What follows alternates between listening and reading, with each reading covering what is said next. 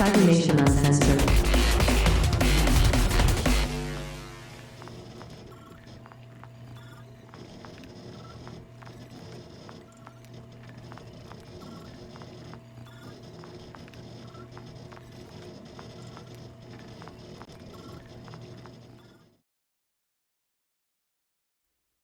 All right. Good morning, everybody. Very excited to have all of this up. There we go. Okay, it's working. Awesome. I had to double check and make sure I wasn't crazy about the cameras. Welcome, ladies, gentlemen, and everybody in between, back to our Nomad campaign here on Cybernation Uncensored. Got a lot of info to drop on everybody pretty early on, so I'm just gonna start off with our character or player intros, and then I will drop all of our deets in the chat. So Mark, go ahead and start us all off with this. Yeah, Mark, Captain Mark 87 on Discord. Find me here every Saturday, so here every Friday for Fallout. But not next week. I'm sure Cap will give you the details later. It's a very special thing that's happening next week. And Sundays over at twitch.tv/heroes in theory at 2 p.m. Pacific. Awesome, thank you. Raven, go for it. I'll be playing Calamity tonight. You can find me all over the internet at Doña Trece Cuervo. I'll be here every Friday for Fallout Asia, except for next week, and every Saturday for Cyberpunk Goes Nomad. Thank you. Awesome, thank you. Johnny. Hello, everybody. I'm John. Johnny Drop over on the Discord. Other Sandman 3096 in this chat. You can find me here every Friday and Saturday. And I also have a SoundCloud if you'd like to check that out at Arkson. And tonight I will be playing Remy Johnson, your rather banged up tech net runner. Quite a few nosebleeds last session, yep. Vampire, go for it. I'm Vampire Bites. You can catch me here every Saturday night playing Mojo, the Wallman Nomad. And then right after this, you can hop over to 2D20 Fallout Pack NW to catch me playing Bodhi West, the Super Mutant. Other than that, you can find me in Twitch, Discord, and just around the internet at Vampire Bites. Awesome, thank you. And last but not least, Violent Neon. Hey everybody, it's Violent Neon. You can find me here every Saturday as Violent Neon and on Cybernation Uncensored's Discord as Violent Neon. And technically here you can find me as Domino, but that'll change over in just a few minutes. Alright, thank you. Getting the rest of these posted in. Oh, there we go. Alright, so ladies and gentlemen, everybody in between, we got a couple of announcements here. First and foremost, next week is going to be a banger of a week for Cybernation Uncensored.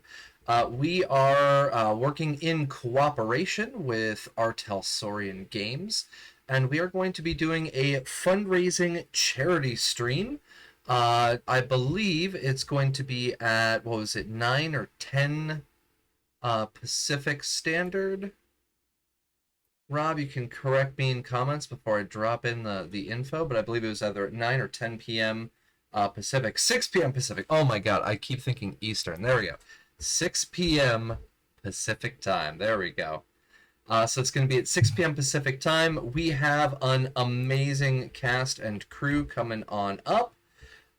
We are going to be having, and I've been given the A-OK to share this, we're going to be having our session run by the absolutely wonderful James Hutt from Artelsorian Games, who's going to be coming in and running the game for us. It is going to be a themed game, and we are going to have cast and crew, including Rob, our channel founder, as well as myself, Ellie, who you can see on virtually every single platform now, it seems, and a couple of others. So we're gonna be having a bunch of fun dealing with Night City and possibly using the new DLC that's been dropped over on Artel Sorian's website, as well as Elflines Online. So please, please, please come and join us next week. That's going to be running at roughly the same time as the Fallout Asia stream, so catch us for some Cyberpunk fun with James Hutt and Artel Sorian instead of our Fallout Asia stream. Second thing that I want to mention is that we are going to be running in a game, as was just mentioned by Vampire Bites a moment ago. We're going to be running in a game over at, 2D20 Pacific NW over on Twitch, where I finally get to bring back Bolt, the wonderful mechanic that featured on Reservoir Panda's stream. He is going to be revived and resuscitated and brought back to life after leaving San Antonio when our wonderful T-Bar decided to drop a literal car bomb on the freeway. Bolt will be running away and trying to escape and gaining some freedom up in the Pacific Northwest, only to survive for the bombs to fall. So, With or without clothes? yes. The clothes are in the suitcase. Don't judge. So it's going to be quite a bit of fun. Today we've got our stream right now. We're going to be playing until roughly about 9 p.m. Pacific, and then we're going to be jumping over and playing at 10 p.m. Pacific for the Fallout Pacific Northwest game. Chuggy is not here. I mentioned it in his link that I dropped. He is ironically talking about mechanics, stuck at a mechanic right now. He's getting his vehicle fixed up, and he may be dropping in later on the stream if he is able to make it. Sadly, these things happen. You can check out all of his links that I posted up a little bit earlier. You can find him over at twitch.tv/Chuggy305. He runs D&D. He plays with us here, and I believe he's going to be joining some other stuff soon too. He mentioned something, but we'll see.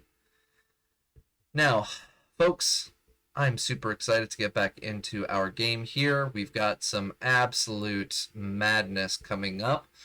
We recently had our poor tech here, Remy Johnson, attempting to hack in using his brand new net running capabilities into a data shard that was purchased by our new fixer, Domino.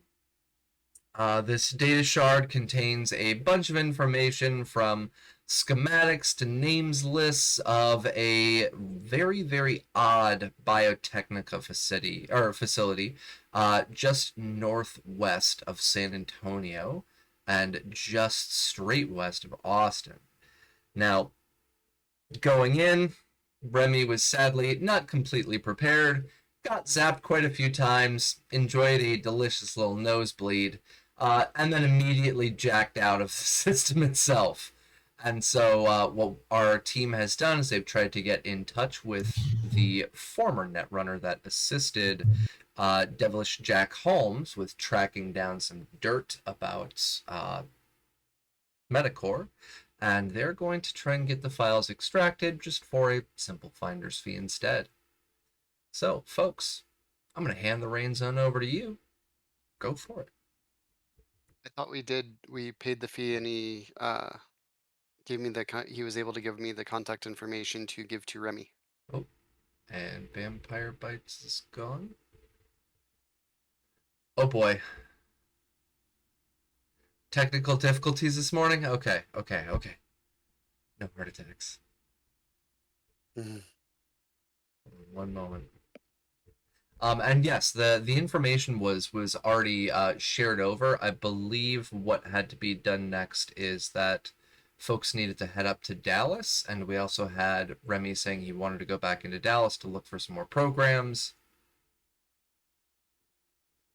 And we also had, I believe, T-Bar mentioning something, but T-Bar is busy with She-Bar right now, who will also be reprised next week during our Talsorian game. A younger version of She-Bar will be popping up into our campaign, so it should be quite a bit of fun.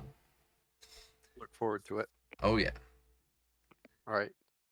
So we're still waiting on Vampire to pop back in. I'm not sure what happened. Vampire, I hope everything's okay.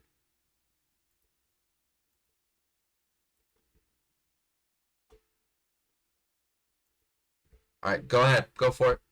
Let's jump straight into it. Who is going to be heading up into the city with Remy?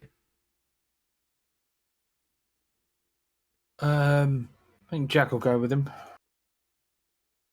All right, so Jack Tom wants will to head go up into the drive the city. school bus. Yeah. School bus, yes. We have to take a concealed vehicle. We do have to take a concealed vehicle, yes. And stay safe. Very, very inconspicuous. Let's do it. Yeah. Yeah.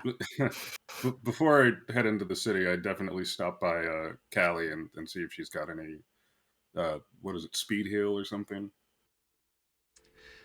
Yeah, you stop over by by Kali, and she looks over at you and she's like, what the hell happened to you? Did you get into a fight with a wall? Oh, little more embarrassing. I got into a fight with some zeros and ones. Oh man, hold on, come over here. Let me patch you up. And yeah, she heads on over to the medical cabinet. I'm gonna do a real quick check right now, see how you're going to be doing medical wise. If she can fix you all up. What was your HP loss? A lot. Yeah, a lot. Almost half. Oh my 28 God. out of 45 is where I'm at. Oh my lord. Okay, give me 1 second. It's gonna be more than just a first aid or a paramedics check then. Hold on. I think, yeah, we gotta break out some speed heal for this one. So let's pull that up real quick. Unfortunately, only one speed heal per day. Yes. Alright, so speed heal. It'll help. Is Remy related to Minsky? 4 simultaneous injuries, but all of these ones are just straight to his chrome dome. Alright, well, I am pulling that up because I also remembered that there is some stuff inside of these soon-to-be-released medicines in the time of red, so I'm pulling that up as well. While I'm dealing with that, what are the rest of you doing? I'm taking a look for our medicines document. What are the rest of you going to be doing? We're not talking a significant amount of time, so just preparing for the ride up in the new bus. All right. Yeah. Yeah. Just waiting to leave, I guess. Making sure the lights operate properly with the stop sign. You want to toss that up on the Roll20 map? You can show that off a little bit for our viewers. Cause yeah, it's just a real quick whip up together, just having a little bit of fun with Photoshop. Took inspiration from what Domino had mentioned about trying to get their APC looking as much like a stop sign equipped school bus would be. So yeah.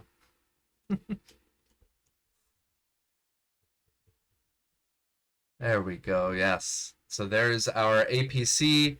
Let me blow that up a little bit for the folks over on our Twitch and YouTube channel. This is the APC driving through the wonderful little suburbs of of Texas.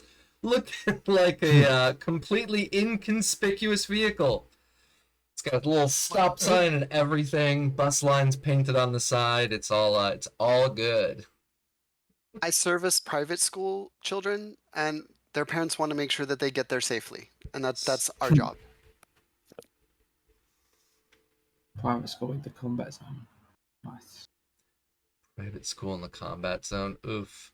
I would not want to have to deal with that. All right. So I am in our wonderful little document here from Medicine in the Time of Red. There's a couple of different things that can be provided. First and foremost, medical services like trauma and emergency care. Are you experiencing any injuries right now? She looks over at you. She's like, are you injured, or is it just you're hurt? Seems to be just a little, God, I guess brain damage? Just a little. But nothing serious. Just a minor case of extreme brain damage.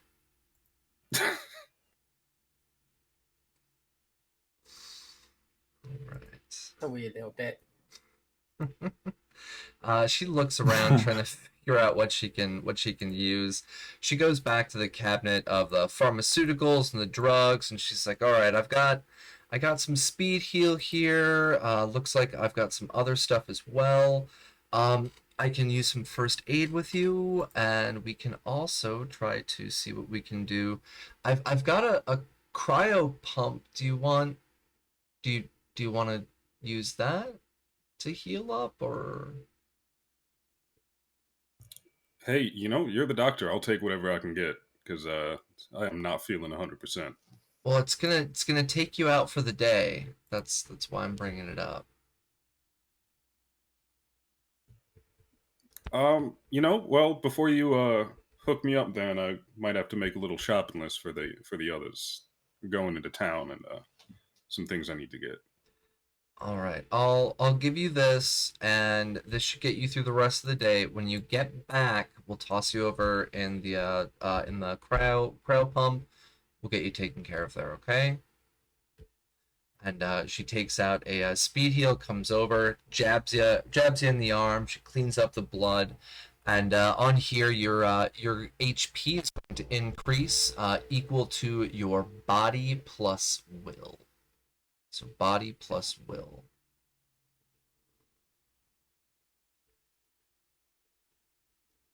So hopefully you've got a body of 10 and a will of 8. 6 and 7, which brings me close to max HP. So Okay. You might not even need to do the crowd punt. Yeah. Okay, cool. It's like, all right, this should fix you up for the day.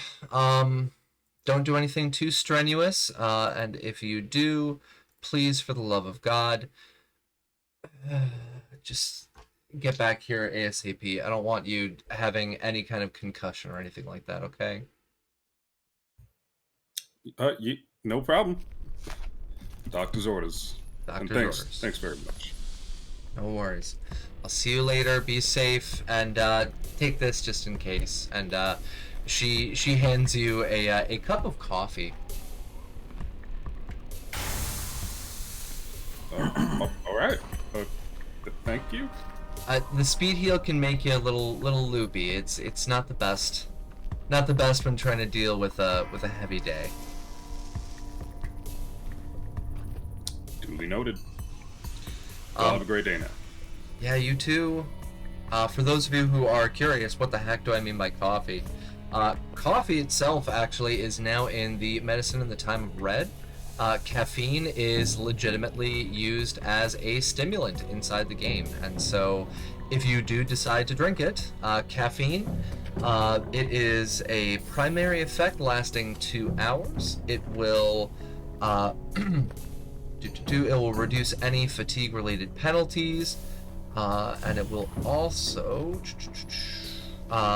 move you from being exhausted or tired to slept comfortably for the night. So if you are drained or unable to sleep well, there you go. Do you want to drink it? Alan needs to stock coffee. That's my life. Domino does too, because the first 3 days didn't get to sleep back in the day. Yeah, it could have helped a lot back then, but you guys hadn't created a set camp, you guys hadn't started working with trade, you guys didn't have a building where everything's set up. I mean, now we've got this T-Mart Incorporated compound. We had that, and you blew it up. I did nothing. I am blameless in this situation. The ones to blame are the punsters. When you point a finger, you got 3 pointing right back at you. That's why you point like this. Oh, gotcha. Hand signals. Hand signals. All right, so we got a cup of coffee. Do you want to drink the coffee, or are you all good? Is it hot coffee? It is hot coffee. Remy's okay for now. Okay. All right. It's a little toasty out there. Yeah, you guys are in the desert. So just a heads up for anybody who wants to get some coffee as well. If anybody wants to partake, let me know right now. You can grab some coffee before heading out on the road. Does anybody want a cup? Not at the moment. No? Take note. Okay. Nah, I'm good. All right, so for those of you who do decide to pick it up, and soon we will have this fully released out, what happens is that it lasts 2 hours. Any fatigue-related penalties are reduced by 2, and then the fatigue-related penalties, including exhausted, are taken away.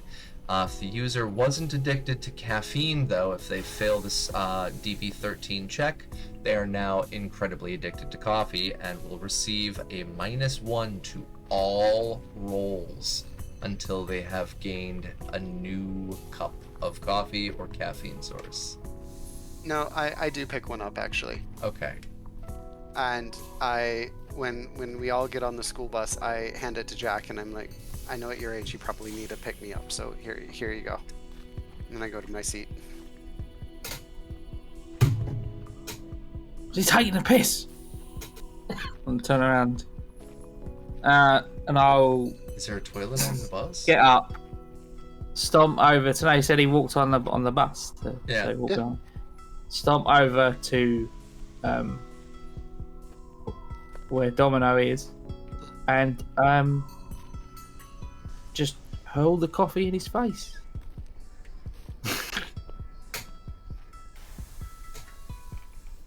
I probably deserve that. I would expect you to act your age, not less than mine, but fair enough.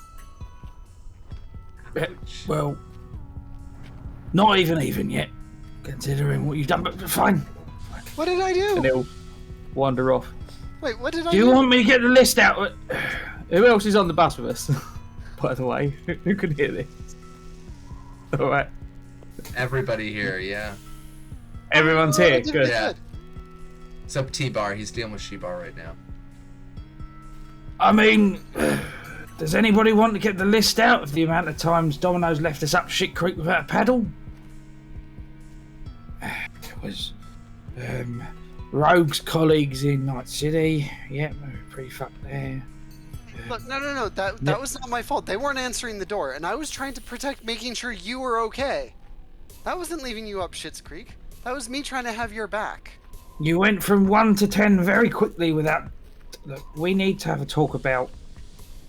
And I can't believe this is coming from me, but we need to have a talk about discretion. I painted this as a school bus. You're not helping your discreet. argument.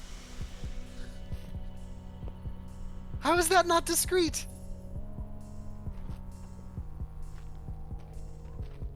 You don't learn from advice, you learn from mistakes, don't you, Domino? I can learn from advice. I'm yet to see that, but I have every faith you can change. And Jack will go and sit back down where he was sitting before. All right, now from this action here, what I need Domino to do right now, go ahead and roll me an evasion check, please. And your DV is going to be a 13 to try and dodge the thrown cup of coffee. Holy shit! 22 plus 5, 27. Yeah, you dodge out of the way, and instead it slams it like the steering column. And as this hot coffee just kind of drips down the steering column, you can see that it's washing away what seems to be very, very poorly laid on, like temporary spray paint. And underneath it, you can see the steering column has been fully modified to be a bright pink and green. Damn these kids that I drive around. So yes, your steering console, your little. I don't think they have steering wheels inside of APCs. Don't they have like? Bars. Really? Yep. Well, depends on the APC. Some of them are multiple levers that you can shift and adjust. At least from the M1 Abrams, the tanks that I used to drive, it was a T handle that you pulled into your lap. You haven't sat behind the wheel of an MRAP, have you? No, just Bradley and 113 and an Abrams. Well, I have been behind the wheel of a Toyota. An MRAP or an LMTV, those are wheeled transports, also APCs. MRAPs are V-bottom APC, are armored personnel carriers. Designed for mine strikes. And there goes Chuggy's, or T-Bar's AV with she-bars. It flies way over my head. So the steering console, again, because I don't... depends on the APC. Okay. Your steering console, whatever you want to flavor it in your head, it's not painted. It seems like it's the actual metal. Like the metal itself is green and pink, bright green and pink. I'm gonna get out and make sure the outside of my school bus is still a school bus and that she didn't fuck that up, because then I will go fight her, because she should understand logic and dictate. And so I get the inside, fine. The inside, again, rowdy students, whatever. But is the outside still a school bus? Go ahead and roll me a perception check. Son of a bitch. Is this green like lime throw up green kind of color? It is more like a mint green. It's like a nice light mint green and a very vibrant pink, similar to the coloring that Mojo is using right now. Just curious, because like all army vehicles that I've touched or that I know of, we spray paint those with zinc chromate, which is a like lime throw up green kind of color. Prevents rusting and corrosion. Okay. Well, that's fancy. You get outside and you notice that the entire APC is still colored like a school bus. Okay, good. Then I get back in. Okay. So yeah, on the inside, your steering column, your heads-up display, all of that wonderful stuff up in the front. It's a nice, bright pink and green. The rest of you have seating. The APC that you have, I believe, is seating for 8. Yes. Yes. Okay. So, you've got seating for everybody. 7 because one of them's a bed. Yeah. You've got seating for everybody, and a lot of you head on out up towards Dallas. There's no time. There's no time. I'm not on caffeine. Yeah, pretty much. I'm not on caffeine either. I'm slowly intaking. 10 to 12 of these a day. Be careful. Oh my God. I've done that for 10ish years. I don't drink pop anymore. I'm getting by on like 3.5 hours sleep, so I needed the freaking extra pick me up. Gotcha. So you're me yesterday. Gotcha. Our entire stream of Fallout yesterday was a fever dream of me running literally on 4 cups of coffee and ADHD medication. That was it. That's the only way I got through it. So yeah, I feel you.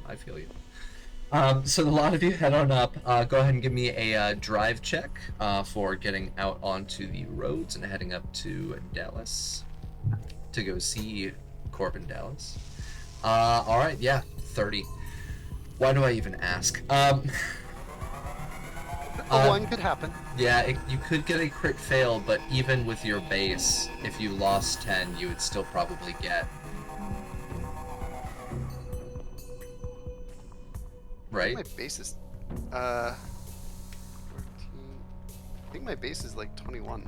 Yeah, exactly. So you could get a crit fail and still most probability you would still drive perfectly fine. Nomads, folks, nomads. You want to build them? That's how you build them. All right, so we head on up, and we get up into Dallas itself. All 5 of you are up there. Jack, you were able to get back in contact with the Netrunner, and they've already named the price. What was that? I believe it was $5,000, or was it $10,000?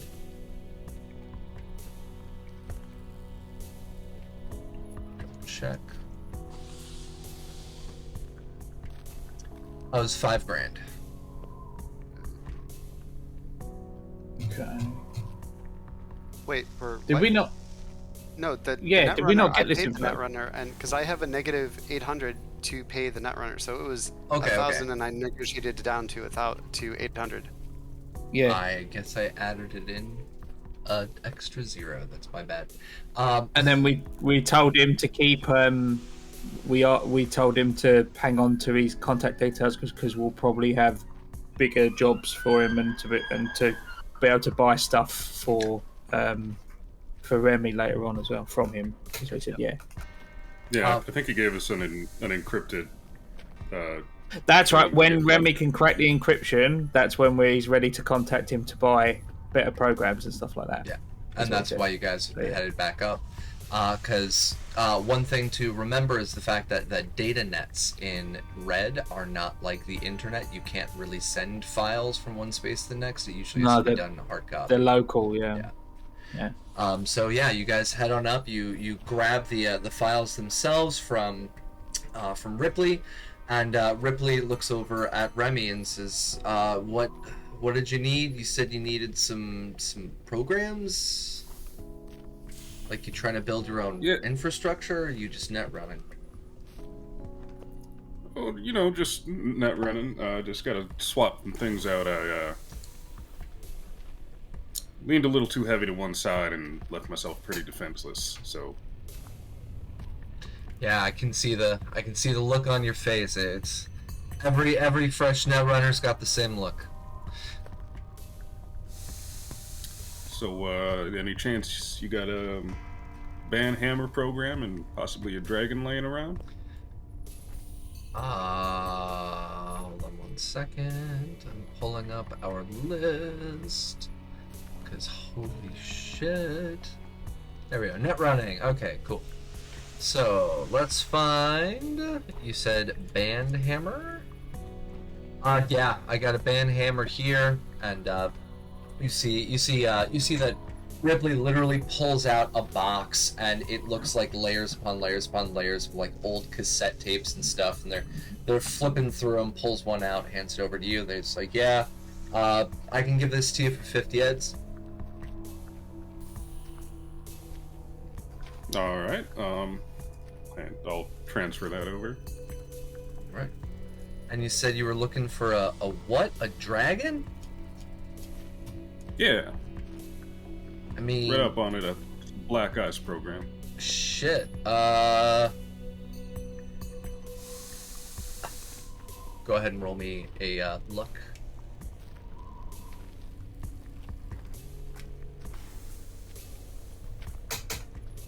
Because this is a $1,000 program.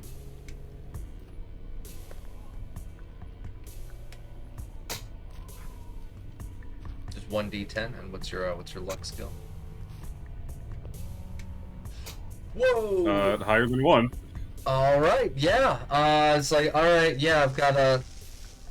I'm using one right now on my own infrastructure, making sure nobody gets inside. But yeah, I can part with this one. And you see him pull out this cassette, and it's got just marked directly on there, like use caution, and hands it over to you. Says I can give this one to you for 1,500. I know So you're you parting with something sentimental there, but is it possible that we could get that for just a little bit less? Go ahead. More roll on harder. the price that it's worth? Well, this is a dragon developed by a rank 10 netrunner, so Fair. Okay. Yeah. No disrespect. Yeah. So. I'm saying that meta as the GM. Okay. Well. Yeah. So 15. Let's do opposed.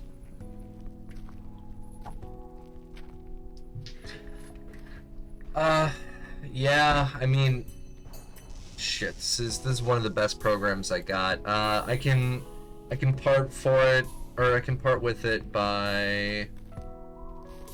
Or 4. I can part with it for 1350.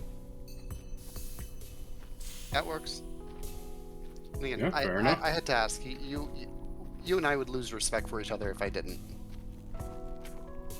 No, I got a paying client right there.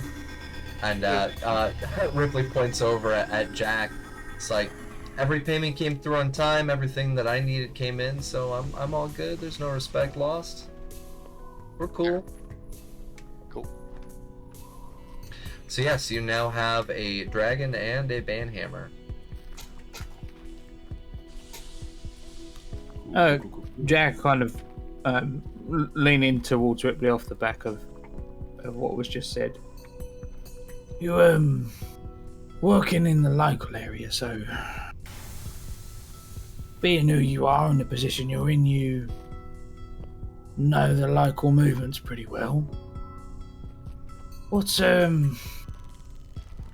Medicor doing in the area? Perhaps something that might be infringing on something you're trying to do, maybe. Perhaps we could help each other out. Well, I mean, Medicor, they can't touch my shit. So I'm not too worried about it on my end. I'm actually one of the folks that installs these structures, but I always put in a little back door just for fun. You know how it is.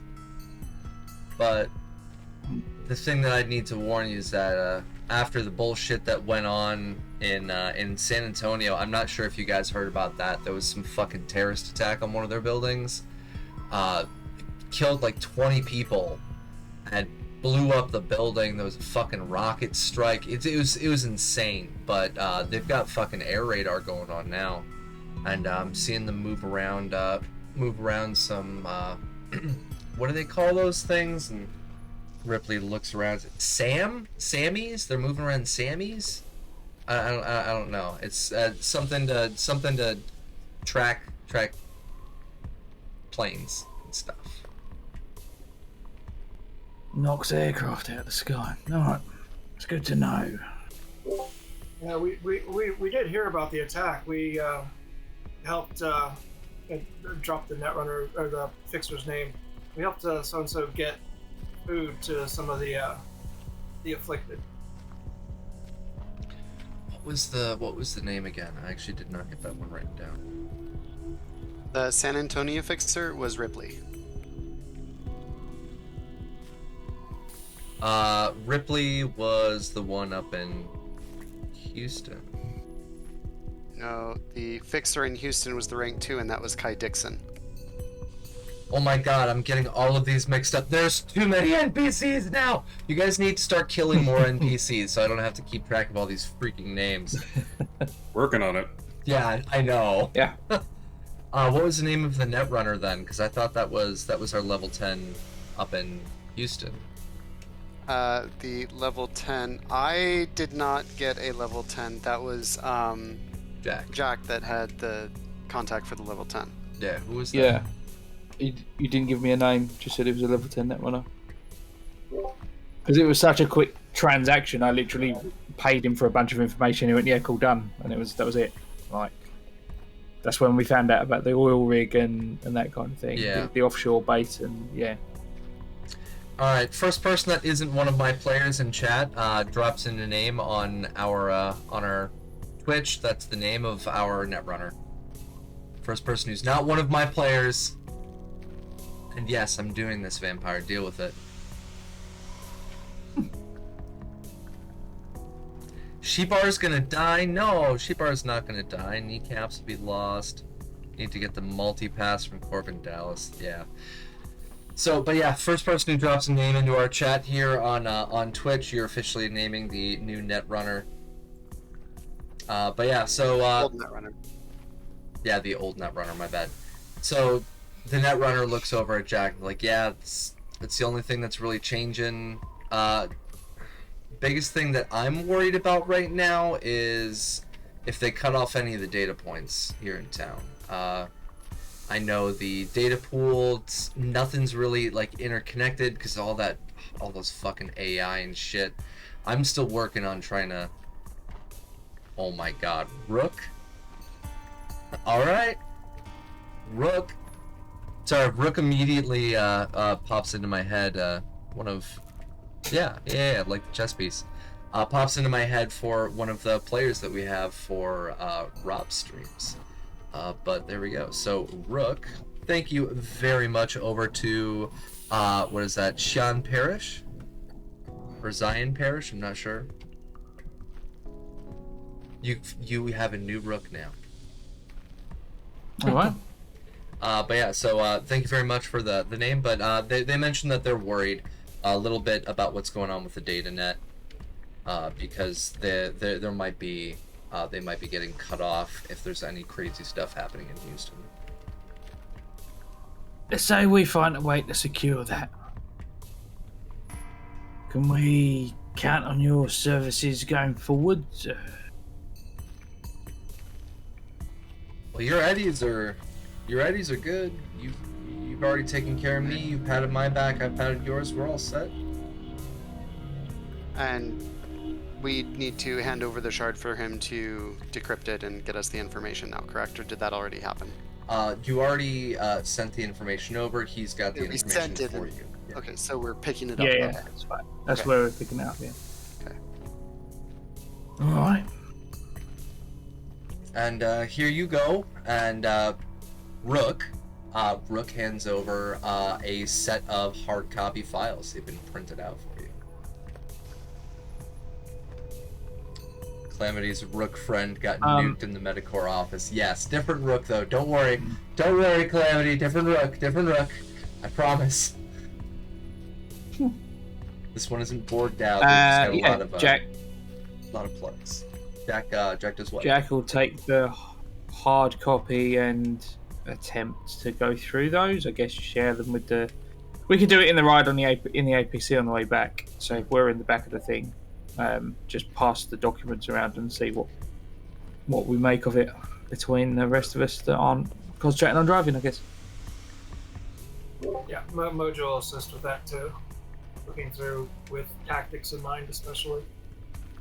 About halfway back, I pull over and turn on the lights and open the door for a few minutes, close it, and then continue driving. I gotta hold up appearances. Oh my god. You have little blow up sex dolls that you push out to pretend like kids, and then they just down the road. Just dress them up like school children, put little backpacks on them. Not there yet, but Okay. No dear. may or may not happen. I think I'm gonna have to add that into the vehicles of Reg, the distraction system. It just shoots out like sex dolls. Distracts people. Distraction deployment system. That's pretty good. Or you could just like one of those crash test dummies, like the limp one, so you could eject it yes. and make someone think that they've run someone over, like behind you. Hold on 1 second. I'm jumping on my Gosh, Discord it's and I'm great. adding this into my GM notes because holy shit, I love that. Yeah. It could be in the underlay of the vehicle, and the underlay just opens and it drops out of the bottom of your vehicle, and whoever's behind you thinks they've run someone over. So if you were doing that in like an urban setting, it might deter the cops from, oh, I know, we've just run someone over, we might get in trouble. All right, so you had distractions. Release the dummies. Okay, I like that. Distraction, release the dummies. Releases crash test, dummies, or sex There you go. dolls. That is the look behind the curtain for everyone watching the stream. The creative process. Behind the vehicle or next to the vehicle in order to distract other drivers.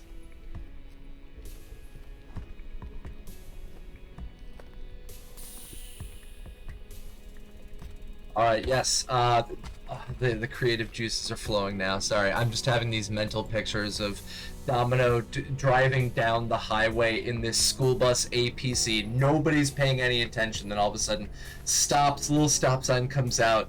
The side door opens, and then just a bunch of floating sex dolls with backpacks come out, and everybody's just like, "Oh, school kids." Nobody notices the difference, and then he just keeps driving. That's how my brain's working right now. I am horrible.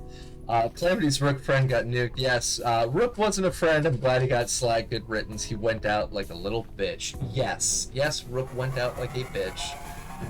Because our wonderful Calamity decided to drop some charges next to an unbeknownst nuclear power facility underneath a building. So yeah, Rook's gone. So you guys have your data shard. You guys have your hard copy documents. We have our programs that were given over to Remy. Was there anything else that you folks were handling up in Dallas for the day, or are we heading back to T-Mart Incorporated? Calamity, did you have anything? I wanted to score some synth coke and some minor little stuff. A few smoke grenades and a couple of strobes if I can grab some. A couple what? Strobes. Little repeating flashers. Strobe lights. Yeah, I know what a strobe light is. Where is that? Are you going out of the Neon Red catalog again? No. If not, I'll just create them when we get. I'll create them in the workshop. Okay. But some smoke I can grenades. probably help get you those supplies. Yeah. Yeah. Okay. Those aren't things we'd have to drive to pick up. I can just. Well, we're Fire out. them. We're out anyway. But Yeah. okay, So that sounds good. I'll help you with that. Just let me know what you need. The strobes I'll just make in the workshop. Alright, so... Yeah, that could be like an upgrade to like an upgrade applied to a flashbang, maybe. Or we could even set it to like a flashlight. Yeah, I'll up because I want to do it's something I've had planned for a bit. In a situation. Would you be able to mount one on top of the school bus? A strobe? Why would you? Please don't do that, Vampire. Thank you. Sorry. Immediate headache. Underbarrel it on your rifle, and then. No. It's meant for like a break of contact kind of situation. Sorry, Cap. It's okay. I just look over and all of a sudden flashing blue light, and I'm just like, oh, shit. Anybody who is watching the VOD right now, epilepsy warning, just a heads up. But yeah, we can do that later. Yeah, no problem. 100%. If you want to get a flashlight, easily a flashlight could be sourced by our local fixer, Domino. Okay. Same thing with synth cokes. It's only 20 eddies. It's the same price as a flashlight, which is kind of depressing. And then flashbangs, I believe, it's either 50 or 100 eddies, which can also still be sourced. I don't need the flashbang, so I'll save it for later. Okay. Or I'll save my idea for later. Okay. Sounds good. But yeah, we can take a look at the flashlight and making that into a strobe, and if we want to create a larger version, we can even do that for a vehicle. We can get that added in for VOR at a later time as well, like strobe mounted, like dead lights up on the front to fuck with other people's drivings, because that would be horrible. Or like even Pretty to effective. pull up, yeah, or to pull up on a scene that you need to like distract to allow people to get out the back as this vehicle shot, and then have the lights just immediately shut off, especially in the dark in a dark painted vehicle. People would, with how much that the residual afterglow would be hard to try to track the vehicle without the light suddenly being shut off. So, tons of options, tons of possibilities. Thank you for bringing it up. I like it. We'll talk about it offline. So anybody Top else? of Mojo's mind would be: does the camp need any supplies that, other than what T-Mart is taking care of? T-Mart Incorporated is currently sourcing in pretty much everything that is currently needed, including that coffee, which you guys now have access to. They're getting some of that delicious instant coffee from Continental Brands.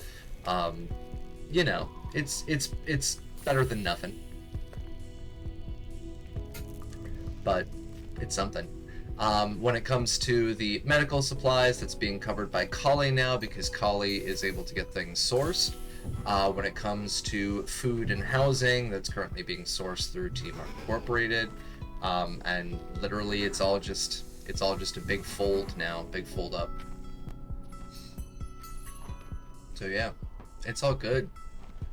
That gigantic wad of cash that was given to Mad Mags, F in chat, we don't need to worry about that kind of stuff anymore, because it's now being sourced, especially now that the corporation is a multi-million-dollar corporation, thanks to the contributions from viewers like you. Thank you.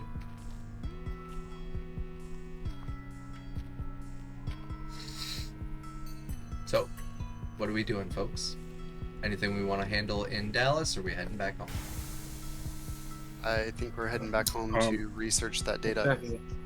Back to the casa. And Domino can source up to, what is it, 500 eddies worth of stuff? I believe so. Yeah, everybody level can 3, source yeah. 5, or you can purchase up to 500. He can directly source up to 500, so you guys don't have to try to find it like T-Bar did with all of his Smash. Yeah.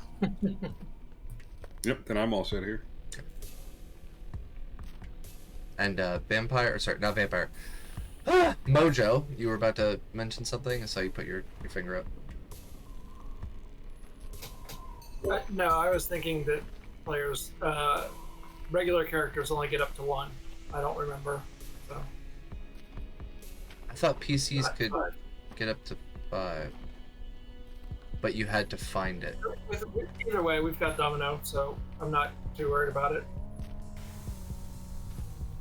Well, we have the literal creator of the of all of the YouTube how to play videos here in our chat. So, Rob, our wonderful vast source of knowledge, is it 500 or 100 eddies that players can get access to in a general day? I thought it was 500. It might be 100.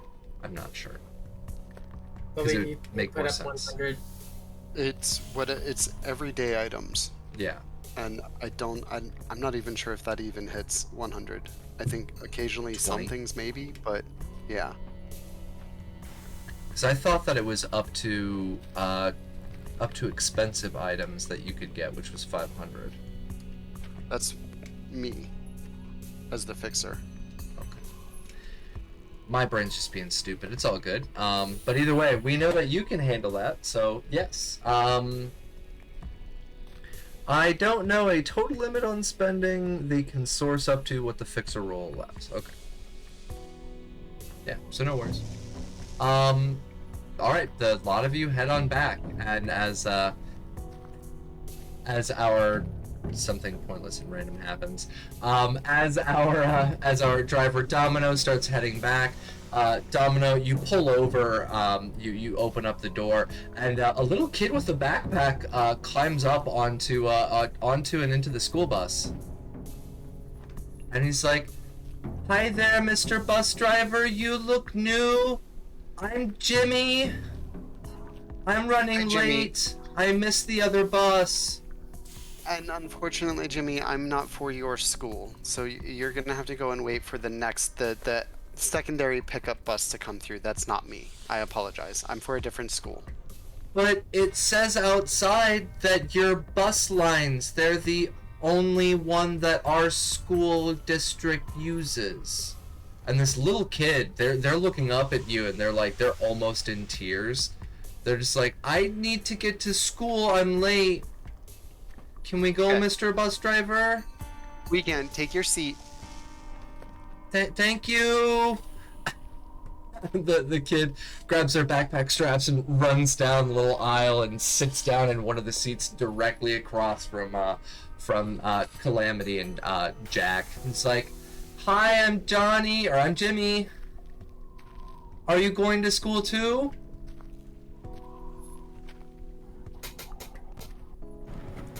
No. And I will close the door and I will drive him to, Hey Jimmy, could you sit a little bit closer? Do you know where your school is? Jimmy gets up. It's like, "Bye, pretty lady. Bye, handsome mister." And he walks up to the front and sits down in a closer seat now, directly across from Remy. And Jimmy just says, "Oh, I'm over at the, well, I go to the public school. I'm at the Dallas Public Elementary."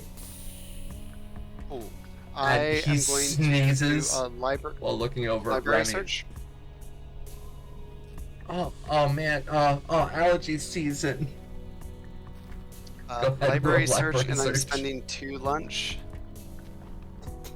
You're Spending 2 luck on spending this. 2 lunch? 2 luck. So I got a 12. Okay. Yes, you know where the Dallas Public Elementary School is in downtown. Cool. I will drop him off. Alright, go ahead and roll me a driving check. And this is our last check, thanks to other Sandman for something random and pointless. 27. Yeah, so as you are driving there, Jimmy is sitting there and he's been talking non-stop because he thinks that all of you are other students going to the school, maybe high schoolers. And Jimmy's just like, "Oh, it's my first day. I just moved in. My parents and I we had some trouble back in Las Vegas. That we just moved here." Oh yeah? Okay. Well, Yeah, I- that's not a town for kids.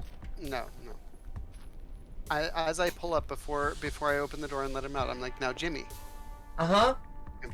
we're at the school and I'm about to open the door and let you go. Uh-huh. Good luck with your first day. However, if you ever want to get away and need a better life, think about becoming an edge runner. You get to play with guns." And I open the door. You know- As he leaves the bus, Jack just calls out after him. "You find the biggest kid on your first day and you hit him in the face. That's how you get respect. All Hit right." him in the balls! Jimmy looks up to you as he gets to the door. He's like, "An edge runner with guns?" Like this one! And then I close the door. He Start pulls over his backpack, unzips it. He's like, "It's Texas," and you see him pull out a very heavy pistol. It's like, "We all have guns." Puts it Okay, back just into making his sure you- backpack. You said you were from Vegas, so I wanted to make sure you are on the up and up. If everybody has one, yeah. You could get a bigger gun Get a bigger gun. and find the biggest kid and punch him in the face. Kick him in the That's balls. the way. Kick him in the balls. Thank you, Mr. Good Bus Jimmy. Driver. Bye, Jimmy. Stay safe. And he climbs down the steps and walks over to the elementary school. Perhaps I should go Continue into back to T-Bar. counselling when this is all done. That would be the perfect role for a freaking rocker boy. Oh my god. Use your charismatic influence for freaking counseling at like school districts and colleges. Holy shit, you could get your own like fucking rocker boy army going. That would be the best school counselor or principal ever. Holy shit. Now I'm thinking about this as a character build. That would be awesome. Yeah. All counselor. Oh, nice. Yeah, Rob's like, nice. I like it. Yeah, I like this. I'm liking this idea now. Okay, sorry. Focus. The door closes, and you start heading back down south. I'm so packing my stuff to move to Texas. Oh God, RC Walker. No. You guys start heading back down to T-Mart. And you can actually see on the map right here now, for those of you on Twitch, we have our T-Mart world. I still need to get the logo updated, but the T-Mart logo is right there, designed by our wonderful T-Bar himself. And that is for the corporation. Yeah, you guys head back down, and you get over to the T-Mart Incorporated main structure over on, what was it, Honey Butt or Sweet Butt Island? Sweet Butt. Sweet Butt. And yeah, it's a dried out lake bed that a lot of you. Honey buns. Honey buns. Oh, honey bun. Yeah. Honey buns. Okay, sorry. I knew it had to do with butt and something tasty. Perfect combo. So. Phrasing. What? Phrasing. So you guys get down there, and yeah, this as was mentioned earlier, T-Mart Incorporated is literally like the front for the Snake Nation at this point. It's a large building itself, and out in this dried up lake bed, what you guys have done is Snake Nation, you've set up your camps out there. So you guys actually have like slightly more like semi-permanent structures and stuff being set up. Shebar's been sourcing in things like RVs and trailers that can be used. You guys have tents, food, medical equipment. It's been a work in progress as a lot of you have slowly improved and rebuilt Snake Nation. You've brought in maelstromers, you brought in stragglers, you brought in people from other cities in Texas and Nevada, as well as California. So Snake Nation has been growing. And what I would like all of you to do... Oh, go ahead. Word gang vanished. The gang. We brought in several people from the Maelstrom. Maelstrom. that one. Yes, That yeah. one. Not some. We brought in 30. Yeah, you guys brought in 30. And they're like the security now for the Metacore, or not the Metacore, oh my god.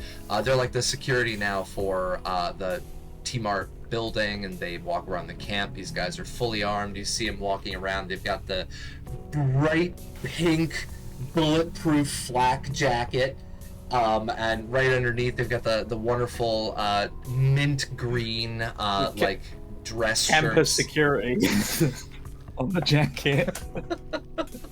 It's like the Sons of Anarchy turned up at the Google campus and just set up shop. That's what our home base is Pretty like. much, yeah. Except for they're fully chromed out. These guys are like board wear. Yeah. Listening to K-pop What's up? and listening to K-pop and reruns or replays of Jack's music. Oh yeah, you can literally hear as these guys walk by, playing from their agents is just K-pop music that every once in a while, if they meet up with each other, they'll start like TikTok dancing. That's how the Maelstrom roll in this universe. Maelstrom are hardcore badasses that have a soft side. Chrome exterior, soft squishy indoors. So, what I would like each of you to do right now is actually please roll me a 1d100, all 5 of you, please, and I will roll a 1d100 for T-Bar.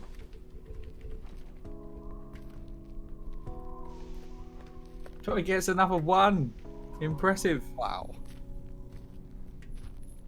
Oh.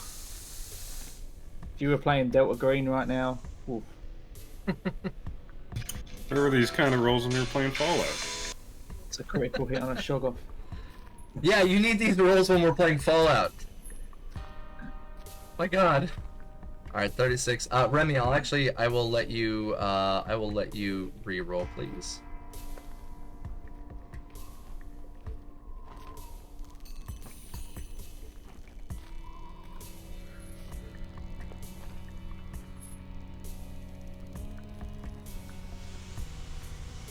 That's a little better. Okay. So, our current camp size of Snake Nation, you guys are all currently at 340 people. So you have rebuilt back up to 340 people. That is our current size. And I'm actually going to mark that down on our map with some text. So we have Snake Nation. And you can't see it because it's black text on black background. Goodness gracious. What is going on here? Select, click, delete, text. There we go. Alright, Snake Nation. And our current population is 340.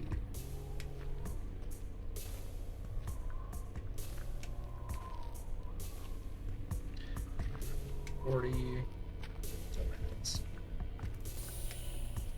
Okay. And now Mojo, what I need for you to do, because you've been the one working your butt off trying to do this, please roll me a 1d6.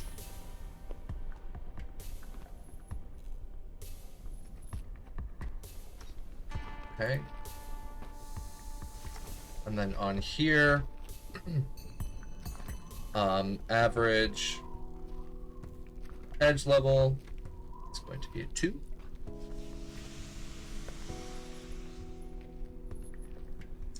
Which means that instead of coming in as the just a what is that, the Mook, they would be the next level up from Mook. So yeah, you guys are growing. You guys have quite a bit of people there now. You've got this growing company. You've got this growing nation of nomads, and it's literally right on the front doorstep of Metacore, which is one of the reasons why Shebar has been doing her best to make sure that these look like they are permanent structures, rebuilding in Honey Bun or Sweet Bun Basin. What is it? Honey Bun or Sweet Bun? Sunny Bun. Sun your bun on Sunny Bun Island. Well, let's pull that up. Sunny Bun Island, Texas. Be very, very specific with that search. I was. Just being cautious. Somebody here is a teacher who literally has to live my everyday with safe search on and limited search results on for literally everything, including when I teach tech. That is the scary part when I teach tech and I have to teach kids about the proper use of social media, and I have to pull up my social media and be like, hey kids, these are how you change your settings. I have to make sure that everything on my timeline is squeaky clean, because holy crap, I pull up the wrong thing accidentally and there goes my job. Alright, Somerville. Here we go.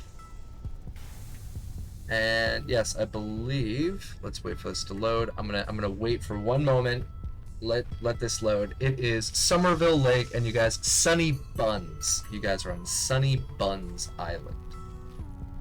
So close.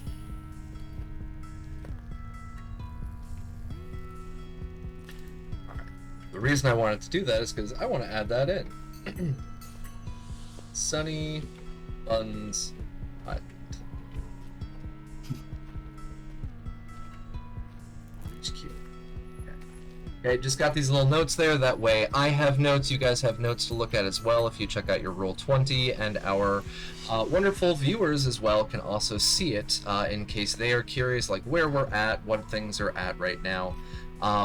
The reason that I actually bring this up before we take a moment and jump into our bio break, and we're going to be coming back and looking at the contents of the data shard, the documents.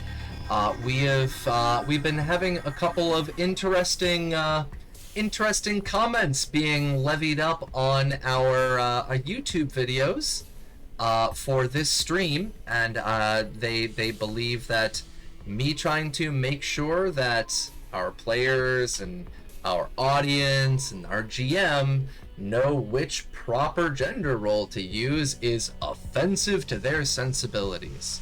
So folks, eat my shit. Specificity helps. If you don't like it, don't watch. Exactly. So, some specificity for all of you. We have our gender labels for every person, including myself, and now we have a nice little piece of information telling everybody about Snake Nation. How many nomads do we have? What level are they? And where are we located at? And just for shiggles, because I want to piss off some anti-SJWs, Sunny Buns Island is a they-them. I have a question about Yes. Metacore specifically. I am in full support of the entire gender spectrum, but does Maelstrom maintain that they are only either binary or non-binary, that they're either or, because they're either zeros or ones? Maelstrom, this is actually one thing that I really loved when, I believe it was, the writer. Oh god, why is my brain going stupid today? What, Mike? Yeah, Mike Pondsmith. There we go. Mike Pondsmith actually went in and talked about this because of the whole bullshit controversy around the advertisement in the Cyberpunk 2077 game. At this point in time, from Cyberpunk 2020 to Cyberpunk Red to Cyberpunk 2077, literally gender is fluid. Tons of people have both sets, tons of people have no sets, tons of people have one or the other. Most people don't give a shit. Mike Pondsmith straight up said, like, if that offends you, then there's something wrong with you, not with the advertising. So, yeah. When it comes to the Maelstrom, you've got folks in the Maelstrom, they're chromed out Borg builds. These people don't give a shit about what set they have, and most likely, they're interchangeable. And my reference was only for humor in the zeros and ones of computer language, because they're trying to be more like computers, so... Yes, Vampire? Nothing at all. But Domino should probably read the Twitch chat. Domino, we are literally on Metacore doorstep. Thankfully, Cat missed the pun in your question. We do not need another nuke. Oh, yes! Yeah. I wasn't making a pun! I actually didn't even catch that as a pun. I thought you were being literal about, like, the tech aspect of it, so, yeah. Yeah, that's where I was going with it. I wasn't, I mean, by It's all okay. means, that's pun. I mean, they're so indoctrinated in me that they just spew forth, but that, again, so. Was that another pun that was about to spew forth as well? No? Okay. Close. Not today, Satan. That's GM to you. So folks, we will be back in a couple of minutes. We're gonna take our bio break. All the best to all my friends. Oh, hello, Renegade. Welcome on in. We're actually about to take our bio break. We'll be back in a few minutes. And when we get back in, we're going to be taking a look at what was inside of those documents. We also have, of course, Domino here, very desperately looking for a specific set of names on that list. And we've got a couple of individuals here with some vested interest in making sure that, well, you know, they don't die when they try to go to the compound. So we're going to be taking a look at that in just a few minutes. Want to give a big shout out right now to Sirenscape, who have been giving us this excellent background sound. And we are going to switch on over to our bio break screen, and we are going to be listening to Helix Code. Be right back, folks.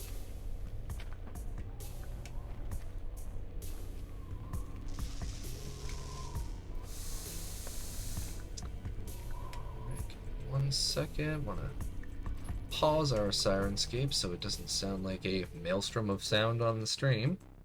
Mics are hot, so I'm going to leave them on.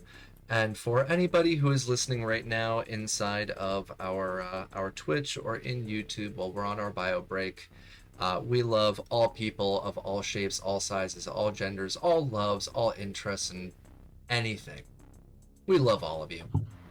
You are all valid. Or we hate you all equally when we're in a grumpy mood. I don't discriminate that way either. So Also true. if you're a good person, you're a good person, and if you're an arsehole, you're Exactly.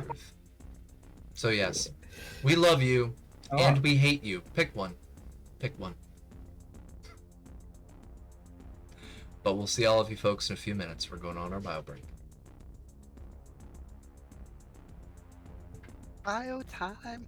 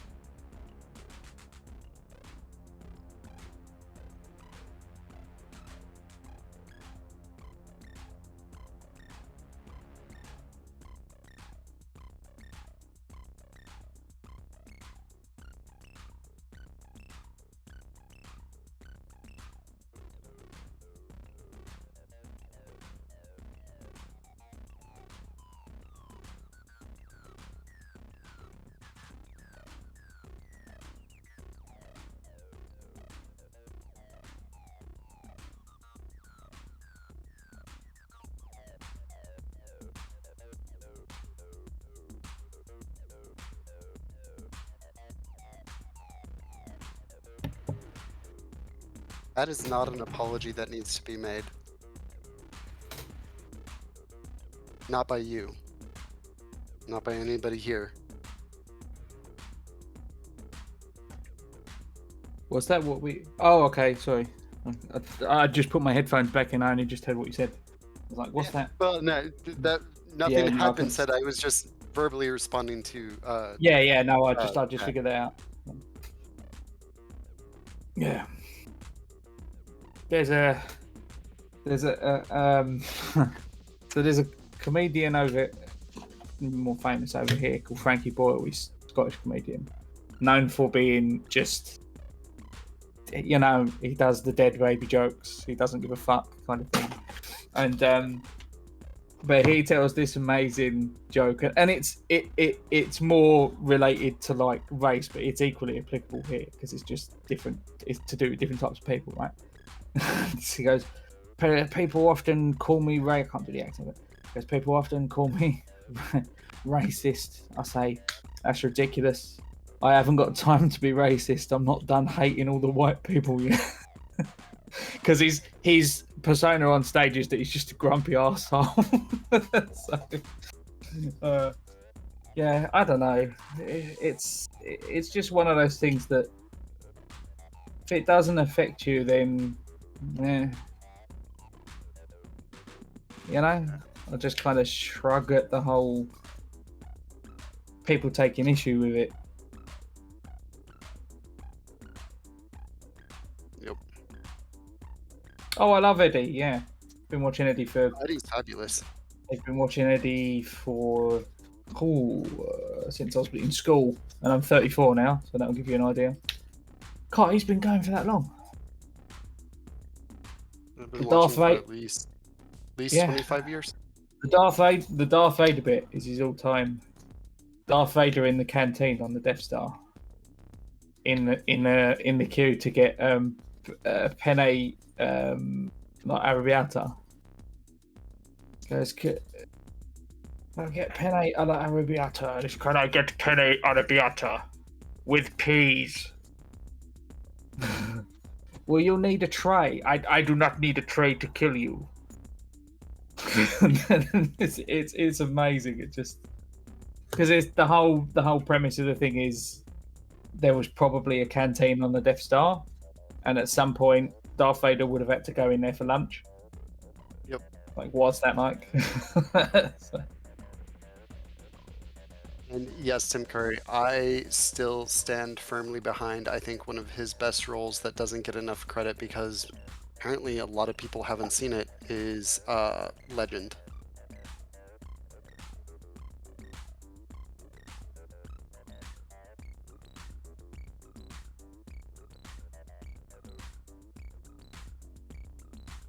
It's probably the only movie with Tom Cruise that I like. Sorry, I wasn't blanketing you with silence there. I was eating. Yeah. Yeah, man. Boy, it comes Warwick Davis in that as well, isn't it? Yes. Is it Legend? Yeah. Yep. Yeah, I think he was in his early 20s, something like that. Warwick, I don't remember if he was in Legend. I know he was in Willow, which also fabulous movie in my opinion. But Willow's the one I'm thinking of. Yeah, Willow's. Those like yeah. 80s fantasy movies, fucking. Yeah. And they're in my head. They're all like they are kind of all the same movie. the five mandatory ones that I make sure that any new person in my life has to have at least watched 4 of, if not all of them, and we will watch all of them within the first month of me knowing them, is Legend, Labyrinth, Willow, The Princess Bride, and Neverending Story. Oh, shit, Labyrinth. That's my wife's favourite movie. One second. Which one?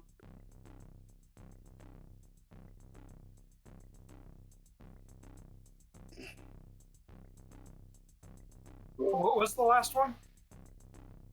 Neverending Story. Okay. You're okay. I caught the list, but I couldn't quite hear the last one.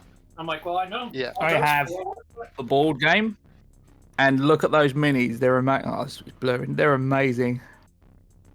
That's All of those awesome. miniatures are amazing. Yeah, I got it for a birthday a couple of years ago. I will happily get in a fight with anybody. I think Willow was a better story than all of the Lord of the Rings movies. That's a bit strong. Well, I also read I think they do more in that one movie. There's more lore and content that they build a larger world that they don't touch on in that movie. But there is a trilogy book follow-up called The Shadow Wars, where Shadow Moon, Shadow Dawn, and Shadow Star, and it's the follow-up of Elora Danan's story.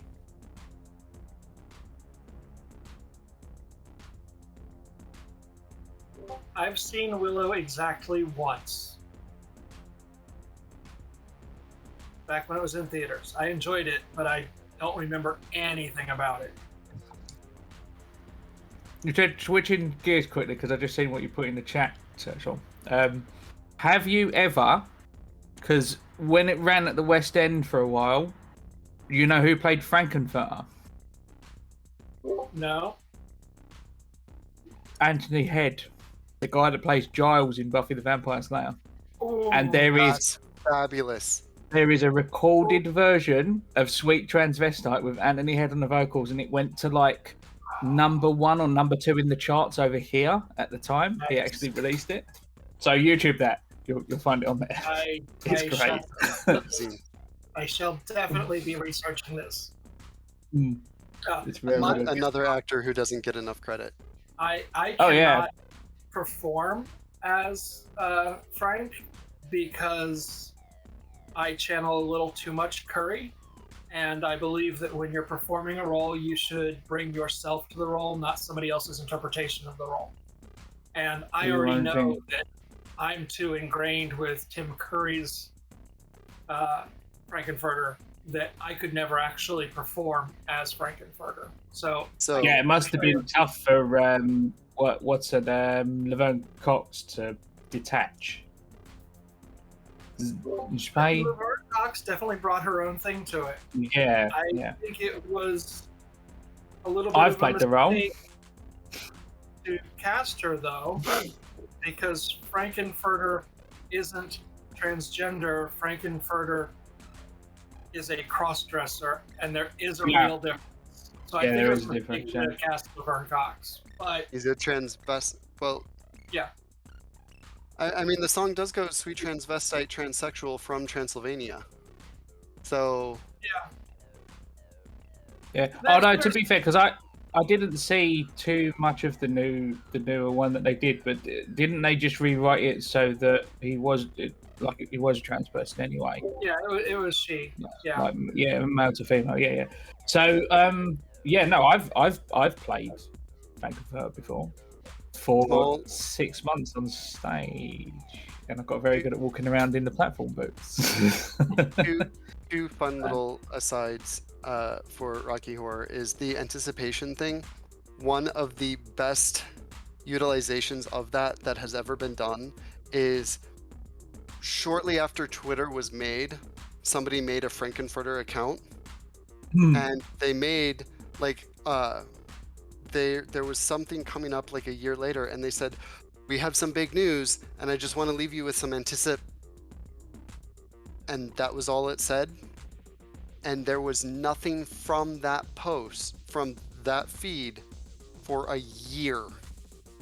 And then to the date, the follow-up, patient. The other is I got to see one of the live performances of the Rocky Horror Picture Show where they do it in front of the movie at a movie theater in Manhattan, Kansas. And this was at the 25th anniversary release where they had just released the anniversary DVD, and they had a one of the thing that they did for all the virgins that year was they called all of us on stage, and we had to sing Happy Birthday to Rocky Horror. And I was the one that my position was Happy Birthday, Mr. Rocky, and my friend was the one that had the ending. And so when we got to that part, I won, because when it got to my part, I went, Happy Birthday, Mr., and got on my knees, and Rocky to my friend who was right next to me, so I knew I wouldn't be crossing any boundary lines. And yeah. It was very in the 6 months that I played Frankfurter, and the chap that was playing Rocky in our production of it, first time he'd ever been on stage, like anywhere, and he, I mean, we'll just say that there was no CrossFit. He had the body for it, like that was. The dude was jacked to hell, but he was very like I remember the first couple of performances that weren't like dress rehearsals. Or actually, now that I think about it, even in the dress rehearsal, just walking around in the little gold speedo, and he just kept forgetting his line because he's so self-conscious about the tiny gold speedo. It was very funny, but we all had to do really just started acting like fools to make him feel really comfortable. That was the best way to do it. Is we all just started messing around, and then he kind of forgot himself, and it was all right after that. But yeah, I can imagine.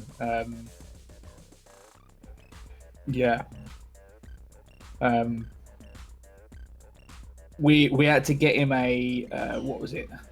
We found it was in the dressing room of the theatre we were in, like a big old fur coat that must have been part of some other production that he wore most of the time, because he had put the gold pants on for the dress rehearsal, or like when we are live, and then in between the scenes that he wasn't in, he's sitting there in his little gold pants. Just like get the fur coat on him because it died my fur.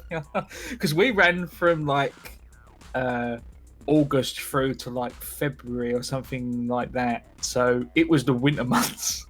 And this theatre was freezing cold. It sucked. It was just like, ugh.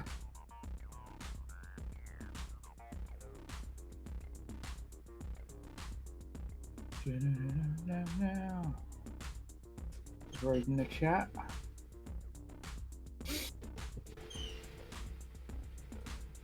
But yeah, all that gym, all the Jim Henson stuff. My wife loves it.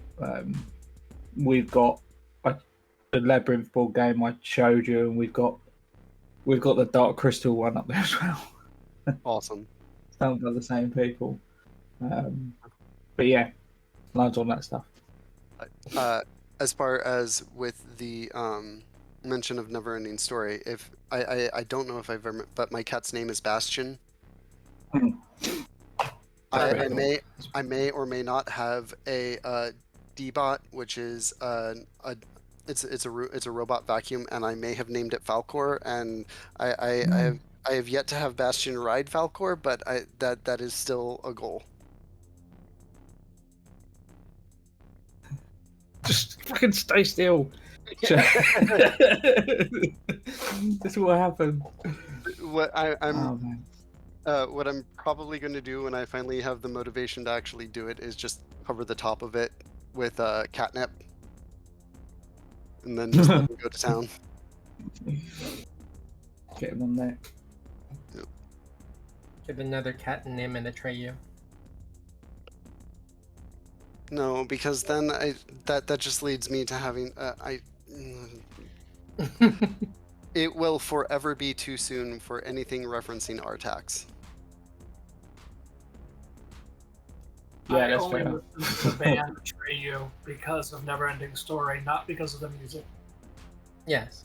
I mean, I'm not saying they're a bad band. It's just not really my type of music, but I'll still listen because of Neverending Story. Yeah, So- I wasn't referencing the band.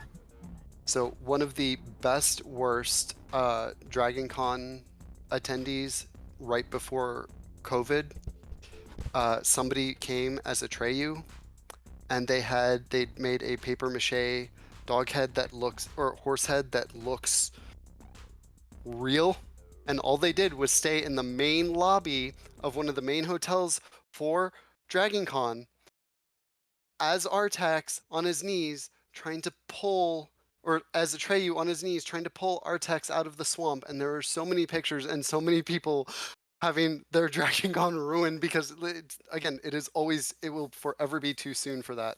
But you can easily Google and find there are so many pictures of that event. I was at London Comic Con when the people doing the Bruce and Martha Wayne cosplay went viral, they were walking around the convention floor, and every time they saw a Batman, they fell dead. And they had like flowers and the it was amazing. Oh, All right, folks, we are back. I am very happy to have heard our wonderful cast here, waxing poetic about the wonders of our amazing media out there. Again, I just want to reaffirm now that we are back on screen. We love all of you, unless you're an asshole. Seriously, race, creed, color, gender identity, sexuality, size, shape, whatever. We love all of you, unless you're an asshole. If you want to be an asshole, fuck you. Otherwise, you're welcome. Please come, join, talk, enjoy. And if you can't handle that, fuck off. Get lost. Yeah. So, ladies and gentlemen, and everybody in between, we are back on. We are back at T-Mart Incorporated's location at Sunnybun Island. We have our Nomad group back. They've pulled up their school bus after dropping Jimmy off at school for his first day with his very heavy pistol. So proud of himself. Texas is a hellscape both in Cyberpunk and IRL. Yeah. Let's not get into that part before I start going into politics. So we are back at our compound. We have all of our players there. We have the documentation. I'm going to turn our Sirenscape on. Another big shout out to them. They are our wonderful, wonderful sponsor here. They give us the best freaking soundscapes, and I'm so happy to finally learn how to use it and make my own sound sets. It is great. And I'm going to put on our Chilled Streets. There we go. So, folks, what are we doing? pouring over the data. Right. Like Domino wouldn't even, he would have parked, opened the door for anybody to get off if they want to, and then he would sit there and start pouring over the documents right there on the bus. Boy, get out. Oi, bugger off. Get off the bus. Jack and Mojo at least had been looking through them on the bus as well. Right. What I need my players to do is I'm gonna have you guys do your own roles. Now for this, I don't want anybody copying another person's role, so one person can take one role, one person can take another. One role that you guys can give will be on accounting. One will be on bureaucracy. One will be on business. One will be on deduction. And one can be on simply perception. Domino chooses perception. Okay. And he's going to spend his remaining 2 luck on it. And are there any rolls in chat? Let's check out. Do we have any +2s in chat? Oh, hold on. This is from Logar the Ogar yesterday. I don't want to give any y'all -2s. Second, we do have a +2 in chat from RC Walker Nexus. Thank you, RC. I would like to use it. Thank you, Alright. RC. +2. So, 20 total. Alright. Mojo. Mojo will take deduction. Okay. And while I was pouring through it on the bus earlier, I was looking at it with tactics in mind. I rolled that earlier and had a 19. Can I use that as a +1 on the deduction roll? Yeah. And I'm going to take my time for an extra +1, and I'm going to dump all my luck into... I'm going to dump half my luck into this as well. And deduction.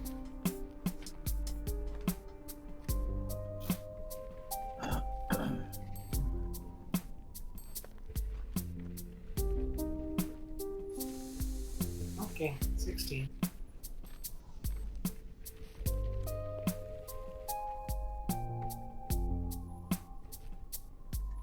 Right. Anybody else taking a look at the documents? Yeah. If I'm flicking through them, can I look through them with a mind of seeing any links back to?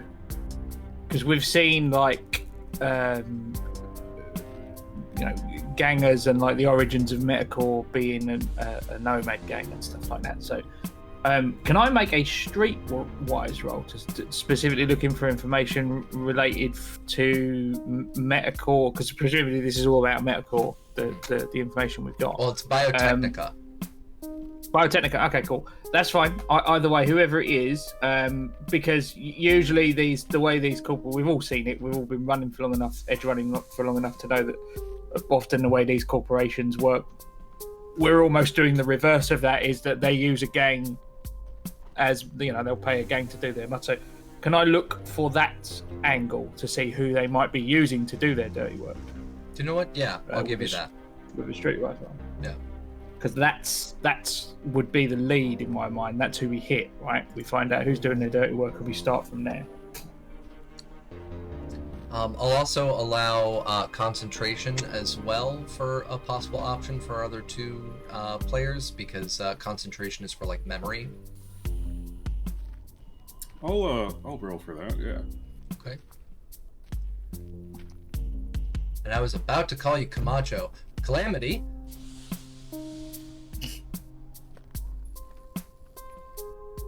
Oh, Place where place we're gonna hit. So the place that we're gonna hit. Yeah. Do we have schematics or anything? Yep. Okay, so could I possibly use a tactics roll instead? We had a tactics earlier. It's more. Yeah. Because it'd be more in my wheelhouse. Yeah.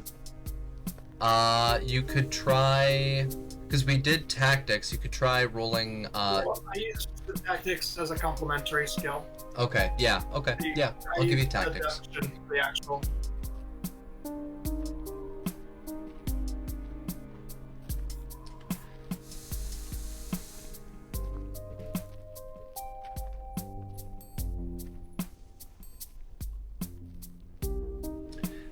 Okay, so let's go through this piece by piece. I'm actually going to pull up my my document on one side so that I don't forget to write down any specific details while I'm sharing this information with all of you. And I'm going to pull up our roll 20 on the other side so I can look at the rolls. Okay.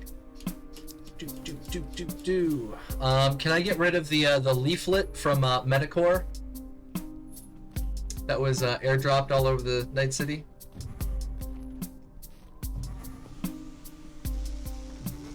Or should I keep that? Only you would know the answer to that. Okay, that's a good point. Okay. All right. Now, before I go into this, I'm also going to put in some of my housekeeping on here. And again, I'm going to share this with our viewers so that they can see about the information for Snake Nation. Snake Nation's group has now grown up to 340 nomads from the previous group size that we had of 12. So they have grown our nation quite big. Its cover is under Team Art Incorporated. And they are currently located on Sunny Buns Island. Second location, Sunny Buns Island.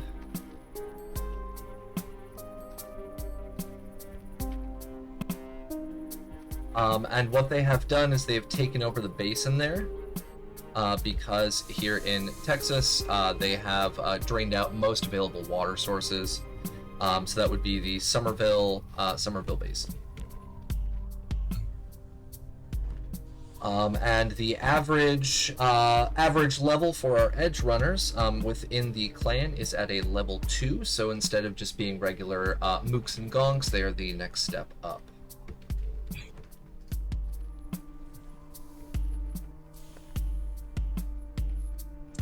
And our stuff is set. There we go. Okay, so our documents. Let's pour through them. Documents on Biotechnica. Alright, for this I'm going to switch over our awesome music on Sirenscape. Let's make this a little bit more, well, Ominous. less chilled streets. You want to think Mulder and Scully looking through a filing cabinet. Yeah, And channel that. there we go. I think this is a little better. Yeah. And then I'm going to add in a little bit of our background. Boop, boop, boop. Boop. Go. Okay, so we are at our facility here inside of the T Mart Incorporated's land, and let's go through these section by section. So we had first and foremost Mojo. Or sorry, Mojo, you rolled the 2, right? That was for the levels. So Domino rolled Perception. And so for Perception, you got an 18. What you realize 20, is that... 20. I got a 20. Oh, 20, right? Because you added in your +2. +2 from chat, yeah. So you got a 20. On this Biotechnica document, what you find out is that written throughout all of it, you see a lot of stuff has been redacted. But most of it that you're able to tell is actually about the employees at the location. On that list itself, you are able, because you're using a perception check, you're able to specifically look for names on there. So what names are you looking for? Snyder's. Give me the names. So what are the names? Mama D. Snyder. Dee Dee Snyder, the daughter, and Dexter Snyder, the son.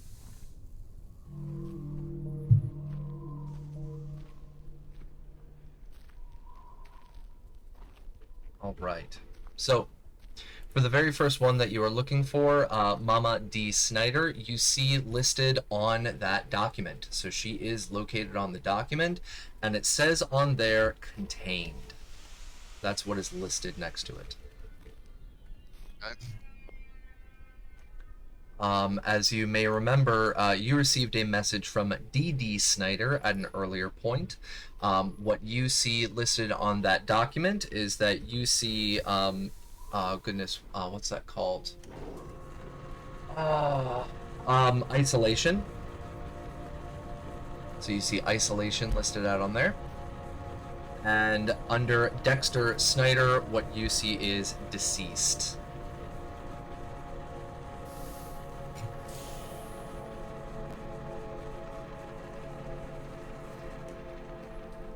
So amongst the family members, you still have 2 remaining. One is contained, one is in isolation, one is deceased.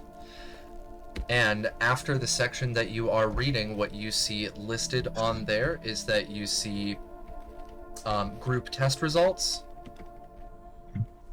100% success, no loss, or no losses.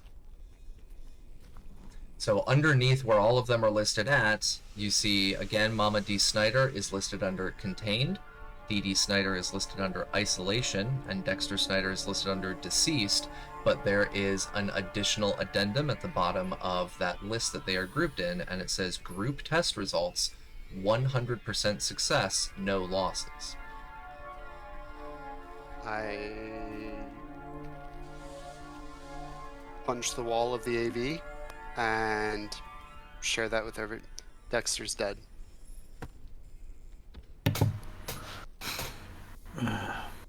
But Dee and Mama are still alive, but I think they're experimenting on them, and apparently they're successful. So if they're brainwashing them, or I don't know what's going on, we got to get them out.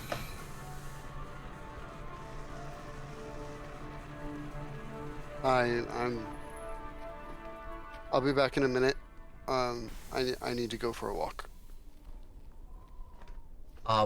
Before Domino walks away, because you were doing a perception check, you're trying to read through this. Are there any other names that you're looking for on this document? Yeah, Bear.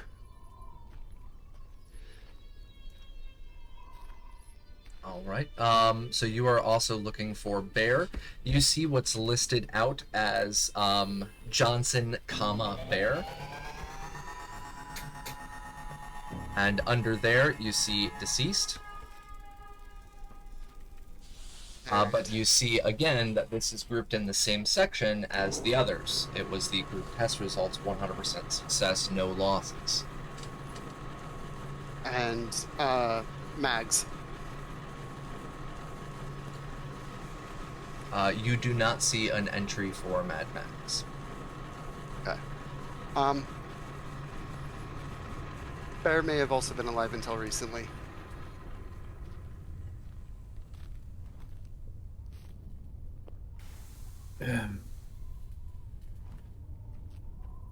Here, and I'll hand the specific document with their names on it and the report stuff. I'll hand that to Jack, and then I'll be back in a minute. I need to go for I'll be out there. All right. So Domino's perception check, you were able to find quite a bit of information on there. You see lots of names redacted, mostly under employee and doctor names, and you find 4 out of the 5 people on that list that you were specifically looking for.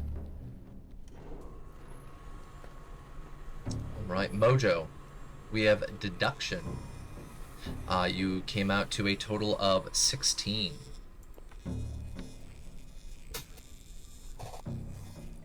Okay, so on there, what you're able to figure out and deduct from the information that you have received previously and the information that you have interacted with previously, you're able to deduce from these documents that this is an underground facility.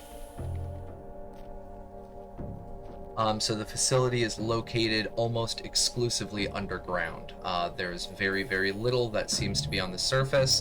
But you do find something very, very odd is that the surface level of it, they seem to have what looks like listed at something that pops back into your mind that you haven't heard in a while, Bloaty's Pizza?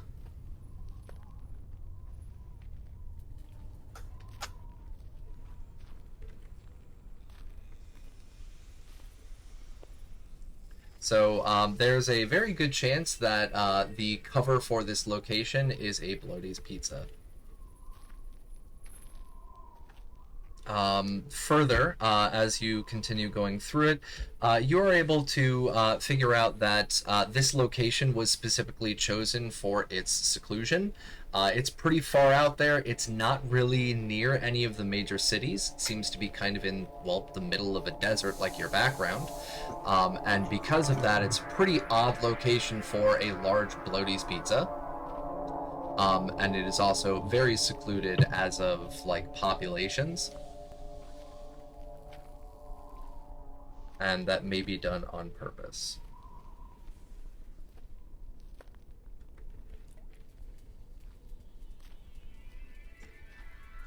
Is there anything that you are specifically looking for as you are trying to deduce information with your 16? I think that covers it. Because you added your tactics into there, and that's where the middle of the desert info comes in. Yeah. Is Domino's former car still with the plan, and is it still decorated as a Bloaty's delivery machine. Hmm. Or did it get repainted? You would The- have to ask your. Yeah, Mojo will check in with Shibar, and if it has been redecorated, see if we can get it back. Remember, it was And I turned know over the- to your one of your backups, who you were able to get ranks in Nomad, and it was specifically turned over to them. So you'd want to check with them. I do remember that we left the when I car think topper for- on it. Yeah, when I ranked up in backup, Cap had me recreate 2 new, not just the one that was lost, but both of them. Okay. So the original deputy that was driving around is not listed anymore. Gotcha. Yeah, when it comes to the backup that you had, if you recall, when the nuke went off in Vegas, unbeknownst to anybody there, what the hell happened? When the nuke went off, what happened is that the car flew through the air and landed on top of the supercar. When it landed, the paint itself was still in fairly decent order, and as Remy just pointed out, the car topper seemed completely and totally unscathed by the nuclear fire. So it's from what you guys had done. Side, however, was not. Yes, Yes. your deputies were not in good condition. When it comes to what you guys did with the vehicle, you brought the vehicle back. You brought it with you to the current T-Mart Incorporated zone when you had set up your original camp. You had initially intended to give the vehicle to Calamity because Calamity did not have access to a vehicle. And I believe we had Remy do a repair roll on it. So it was repaired and functional, and it still has the paint job of Bloaty's Pizza on it with the topper. That's right. Excellent, because I think we're going to be borrowing that to get into the base. Okay.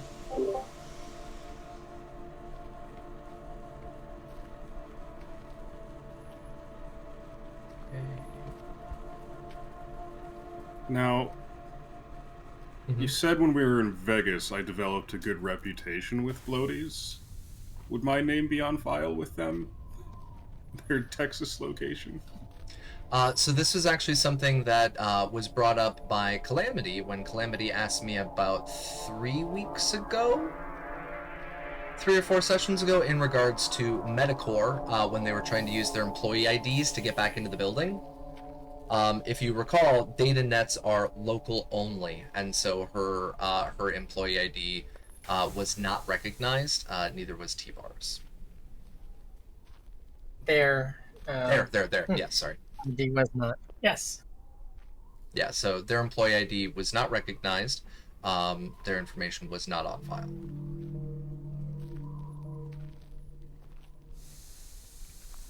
And I believe T-Bar surmised the fact that if his and their info was not on file, then the Bloaties' employee information would not be on file for yourself or for Domino, other than the locations that Domino had serviced during his runs, which makes his name known in Canada as well as in the northern states that the rail set went through, and the finalized location on the border of Mexico, but not here in Texas. Ooh. Yep. Okay. All right. Our next up is Jack. Jack, you used a streetwise check. Yes. 1 second. 18, I think it was. So streetwise check was a 19. Did you have any modifiers for that or no? No, that's fine. It's 19. So for the streetwise check, you notice that on there are what look to be a lot of monikers, which pretty much means like the names that people give out, like, oh, I'm Tommy Two Toes, or oh, I'm Jimmy Five Fingers. Like, there's a lot of monikers listed on many of the names posted up on this document. Monikers used on document. Which you could probably assume means that either these people are located at the Biotechnica facility or that they had worked previously with Biotechnica. You can see listed on there as well that a couple of less notable gangs that you had interacted with while you and Calamity were waiting in Dallas and working in Dallas. A couple of names on there you roughly recognize.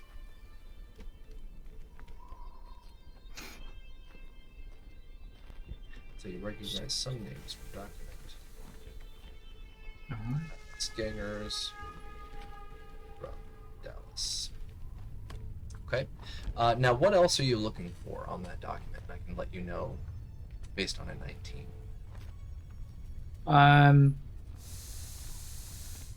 If we're looking into what Metacore are doing in the immediate area in an effort to sort of start at the information chain and work our way to the end,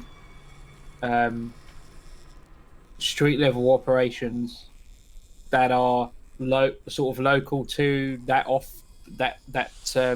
coastal area where the Metacore HQ is.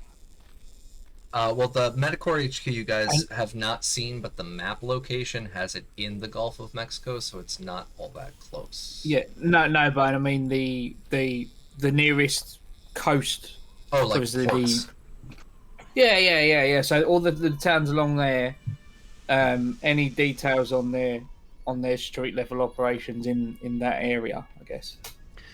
Yes, you can see on there. Also based and off more of... importantly, who's running them, because then we can start dropping names and trying to find those people and work our way up from there. Bigger fish until we get to something higher. Yeah. Someone with some letters at the end of their name or something. Yeah. What you're able to see is that under the employees section, again, most of the people that are listed with like PhDs and MDs, most of their names have been redacted. Domino noticed that through his perception check on there. But what you're able to see is that there are lists of distributors, and many of them you can tell are listed out by groups that they serve with. One of the groups that they serve with, of course, is simply Metacore. Okay. And so Metacore is one of the distributors. You can also see that they have listed out on there as well Maelstrom, which you guys have already experienced trying to intercept that shipment. So there are Maelstromers that work for them. And you also see listed on there that you find what's called the DDP. There's a group called DDP. And what I'd like you to do is go ahead and roll me a reputation check to see if you would possibly know who the DDP were. That's yoga, doesn't he?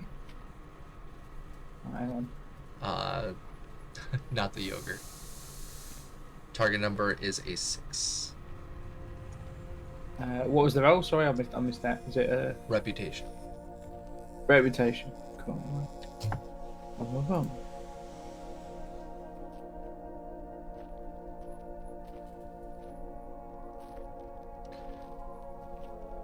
T-Bar is gonna get lost in the sauce again. Oh god. Yep, T-Bar is gonna get lost in the sauce. You guys are gonna lose him. You know who the DDP are. You know that this is a group known as the Doomsday Preppers. Oh, that's good. All right. And you know specifically that this is a mostly south and southwest based like mini cult of Doomsday Preppers. Possible start point. All right. Well, judging by some of the names on this list, unless you know any biotechnica scientists that go by the name of Danny Tendix, I think they're working with gang members. And some sort of prepper cult I've heard of down there. Down in the area there near the HQ. Might be a good starting point. Yeah, you also notice stamped on there, it doesn't seem to be any kind of name listed, but you see this very odd symbol. It looks almost circular, and it's got different patterns and kind of a radiating shape. But there's no name listed on it. It's just a stamp, kind of like Prince replaced his name. But it looks very similar to an umbrella.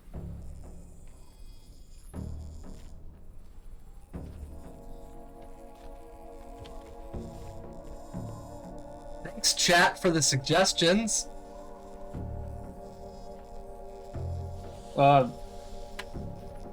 We'll lean into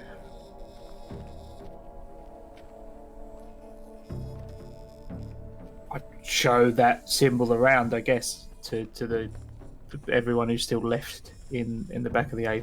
Go ahead See what and they give make me, of it. yeah, another reputation check. And anybody who wants to give me a rep check. This one is going to be a target number of 10, so it's a little bit higher.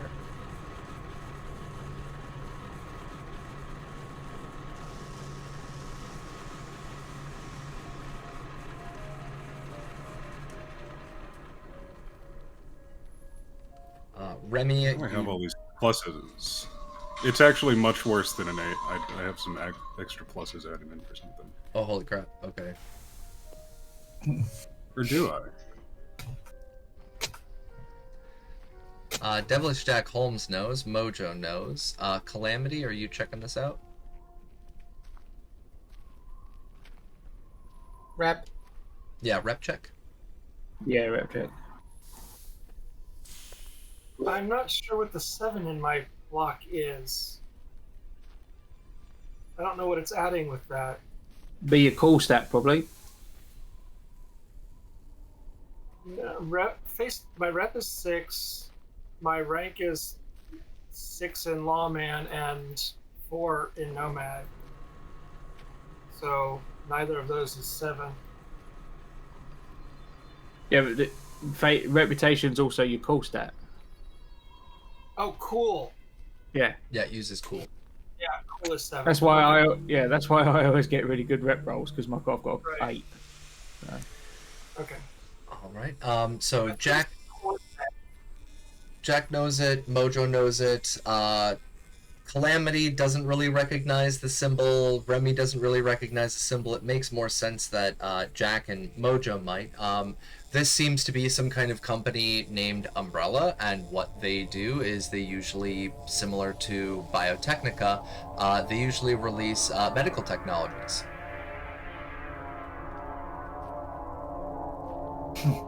And the last group that you see on there is called Prometheus Labs Incorporated.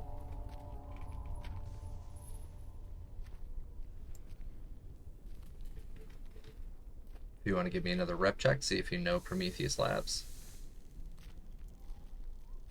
Are you okay there, Mojo?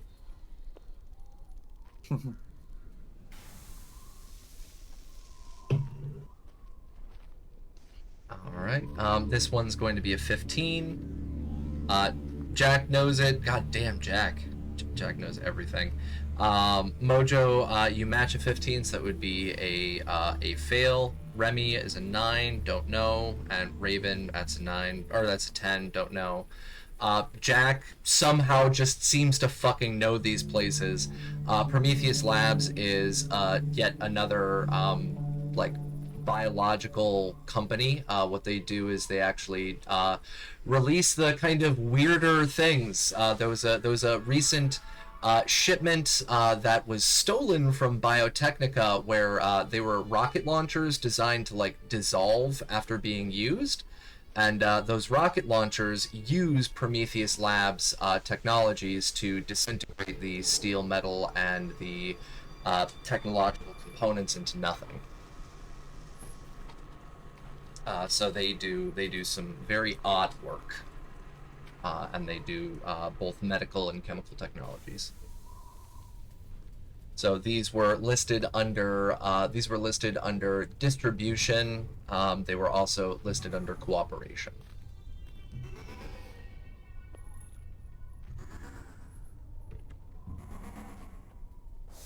There's a whole lot of corpses in bed with one another, which gets worse with every page.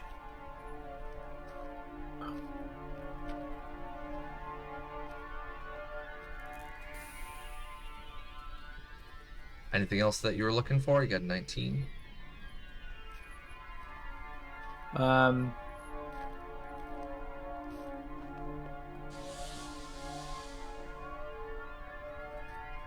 Mojo's losing their shit right now. I'd say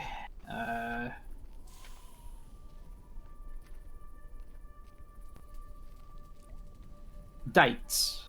So the way all of these companies are tying together, particularly to when they started hiring out gangs to do their dirty work, like we've already seen up close and personal. I guess how far back this goes, and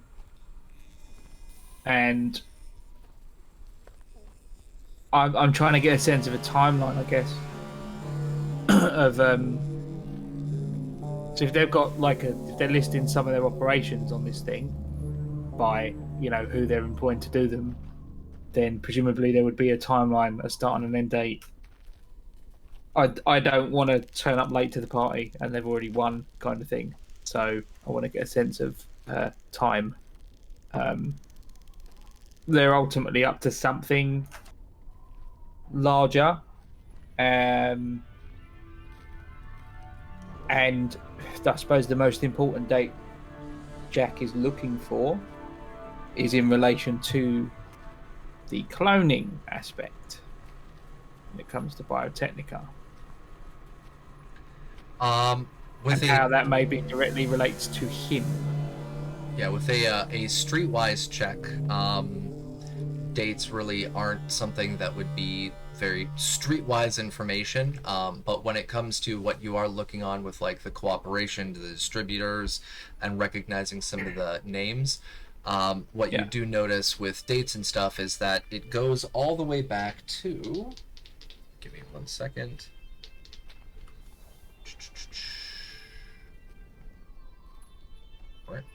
Right.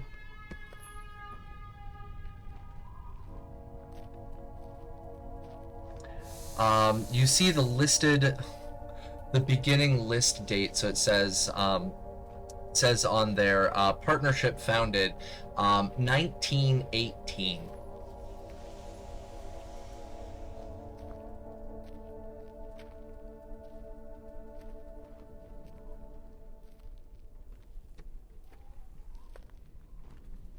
I'm looking at that date, and you just see Jack kind of his eyes widen up as he lowers the paper.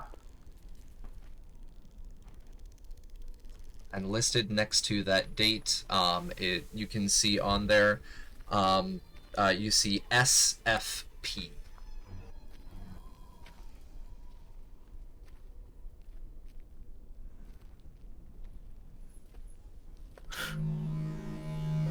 You live in Night City for long enough, and there's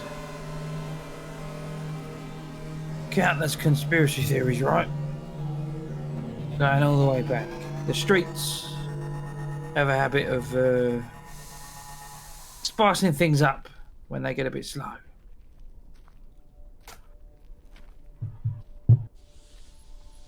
I'm just looking at this stuff that looks like it goes back,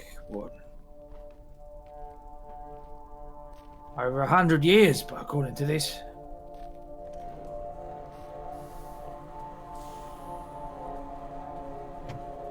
Made you think some of the bullshit I heard back in the day probably might not have been bullshit.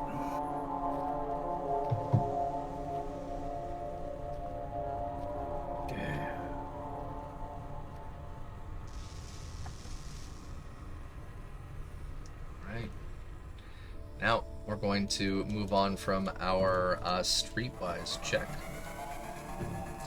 So Jack did streetwise. Remy, you did concentration, and you're trying to use your memory, correct? Yep. Right. So with concentration and memory, second, you got a 14. You remember specifically that with your previous job that you were working at, there was a lot of shipments of stuff that had been damaged or broken, that had been sent in for repairs into Night City before you fled the city itself. And a shitload of them were listed out as parts and components from Texas. And this is some of the stuff that you had worked on in the past, and you had repaired or fixed damaged pumps, pipes, tubes, electrical equipment, mechanical equipment. You've seen a whole deluge of stuff in your past getting shipped in from the state of Texas, as well as the state of Nevada, over into Night City, because Night City is one of the headquarters of Biotechnica and Petrochem.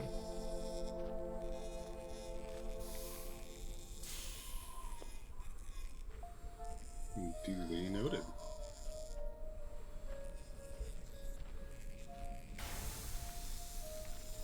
Oh, sorry. So it would be Texas, Nevada, Utah,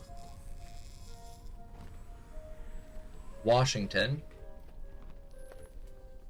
and Idaho. So you've worked on parts and shipments in from each of those states. You specifically remember working with Biotechnica equipment and Petrochem equipment. A lot of them were distributed from a bunch of different states to your previous workshop to work on. You may have been a contractor at one point in time doing repairs on a lot of this damaged equipment, and it contained, again, everything from electronics to pipes. Some of it just straight up looked like it was smashed. Some of it looks like it was bent. Some of it was just worn out, and you've repaired some of that stuff in the past.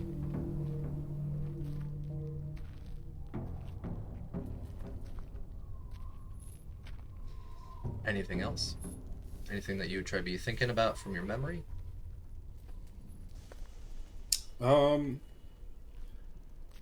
with a rule like that, I think I'm a little distracted with thoughts of vengeance. Yeah. That's good. And before we jump into I keep wanting to call you Camacho. Damn it. Calamity's roll. Before we jump into Calamity's roll, we do have a roll of Domino here with Brawl. You successfully punched the shit out of that wall. So Domino, you can go ahead and roll me 3d6 on damage to see how badly you damaged this wall. 8 damage, Using a yeah. claw hand. Yeah, you fucked that wall up. Maybe that's what was distracting Remy quite a bit, as Remy's just looking over at that wall like, I just painted that. Was he shouting in German?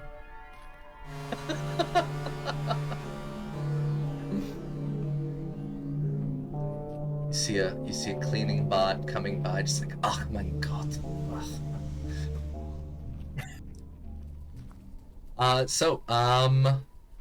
Remy, yep, a little bit distracted by the damage on the wall. Raven, the tactics check on here. So what are you looking for exactly with the tactics check? So what I'm looking for is like shift changes, like challenge and passwords, personnel strength. I'm looking for weaknesses in their routines and their defenses. Okay.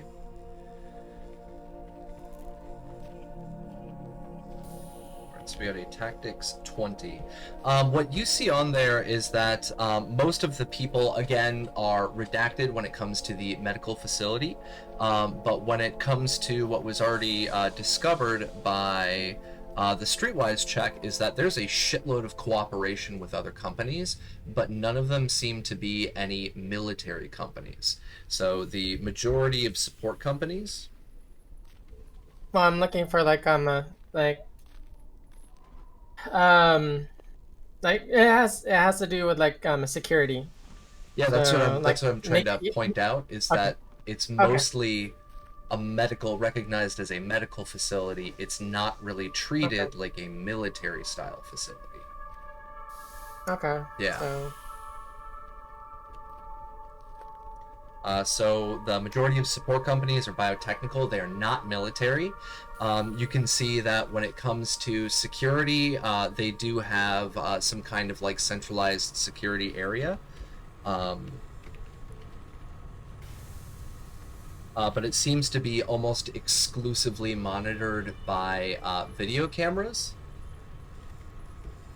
And then you see something listed on there that you probably have not run across since your previous military days, and due to your brain trauma that you had received in your military days, you don't really recognize what this stands for, but you see CPAI listed right next to the video cameras. Or sorry, FCAI.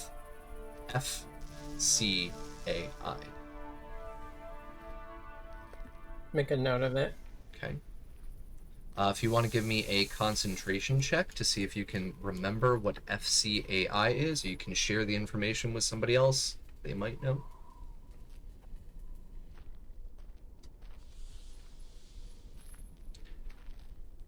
Got 19. Awesome. So you would remember what it stands for. At this point, what I'm also going to need you to do is give me a electronics security tech check. And Remy, you can do the same with this. Electronics security tech.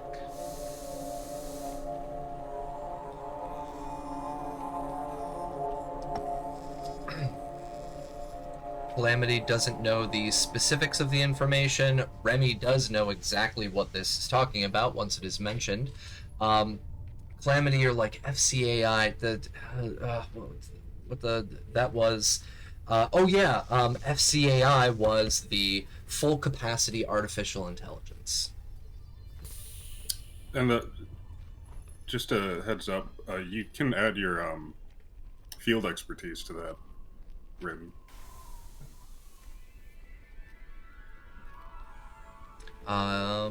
Isn't that under the tech? Or have you not added that into your tech already? No. Oh, okay. Yeah, so modifiers. What's your field expertise? For the sheet to roll it, you have to roll as field expertise. Otherwise, the sheet does not add it in automatically for you. Oh, okay. Got it. Okay. Yeah, I'll let you re-roll that one right now if you'd like.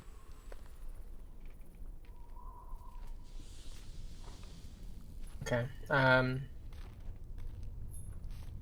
What was it again? Field expertise and electronic security tech. So what you would need to do on the first tab of your character sheet is go down to where the role is listed, and you change it to the tech role, and then it'll add your tech ability to the roles. Okay. Oh, holy shit. Okay. All right, yeah. Both of you recognize and know what this information is. So, full capacity artificial intelligence is running through the video camera system. This specifically means that the design for the facility is that the majority of security and maintenance is run by a full capacity, fully autonomous artificial intelligence system that runs through the video system and local hardware and software. And next to it, you can see next to the FCAI, you see another one of those weird little stamps, Calamity, that you didn't recognize earlier. Uh-huh. The one that seems to be shaped very oddly with the triangles that create kind of an umbrella shape. Umbrella Corporation. Possibly you didn't recognize what the company was.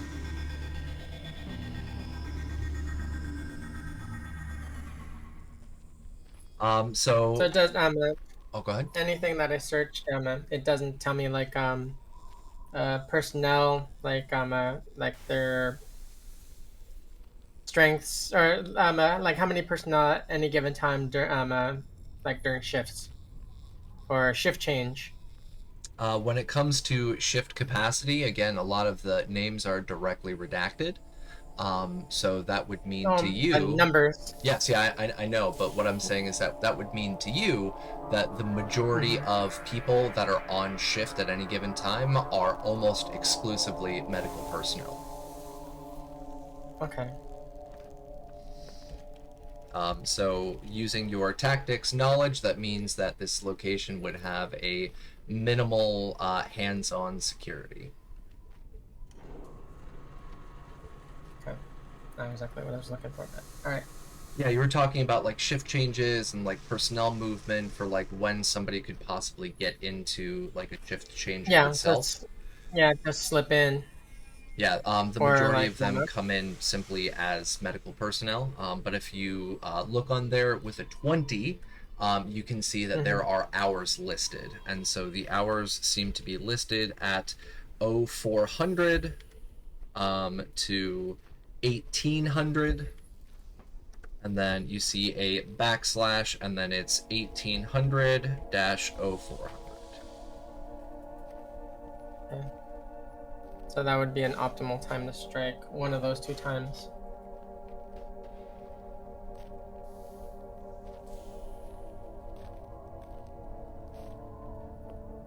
Okay, that sounds good. So you were able to figure out that this system runs on a full capacity artificial intelligence. You know, and your Remy also knows from the security tech, is that this thing is literally able to run autonomously without outside assistance. The majority of staff on hand at most times is listed out as medical personnel, not security staff. And their major shift change is around 1800, so around 6 p.m.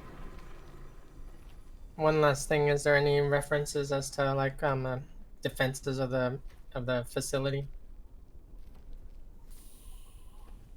Try that What one we'd more be time. up against? Is there any references as far as like what we'd be up against if like if we were to assault this facility?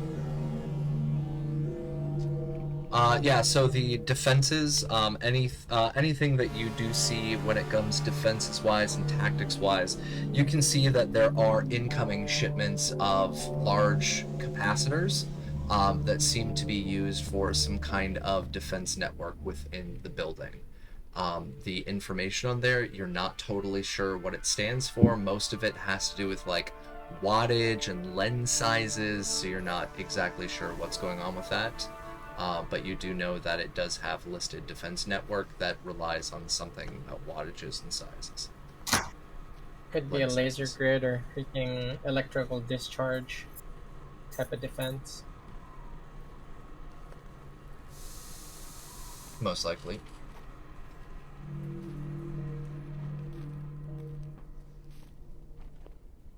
Anything else that you were looking for? No, I'm good. And yeah, our chat's going kind of insane. Anybody else hear the weird siren? It is part of the sound set. As Vampire Bites. No, that was in reference to what Apollonius had said. What did Apollonius say? Did I miss that?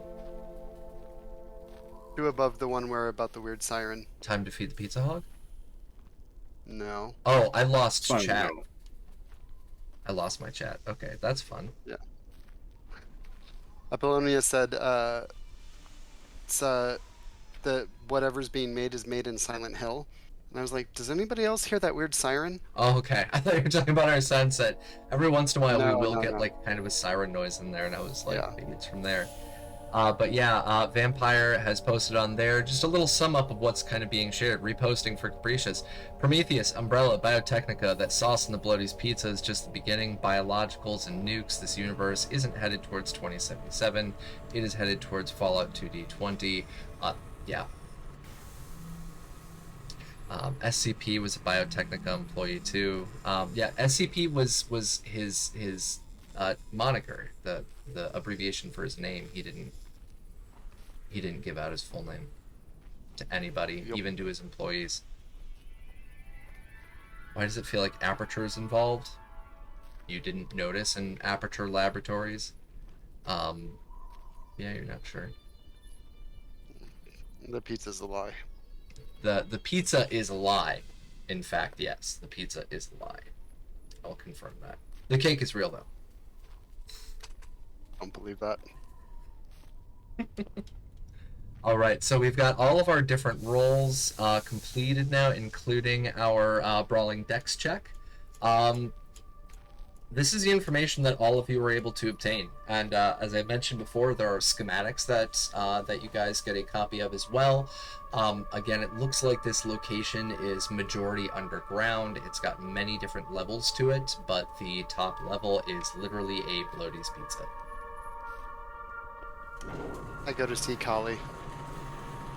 Okay. So we've got the four of you mulling over the document. You guys can think about what you want to bring up or ask or anything like that.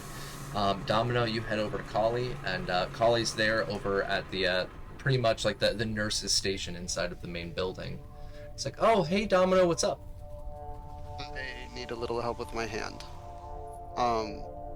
And the information that we got, Mama Snyder seems to be still alive along with Dee Dee. There's weird stuff going on that we're getting them, but I wanted to let you know, since we grew up together, Dexter's dead.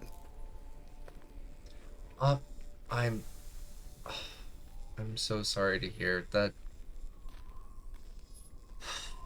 I did take a look to see if anybody else besides the Snyders would be on there.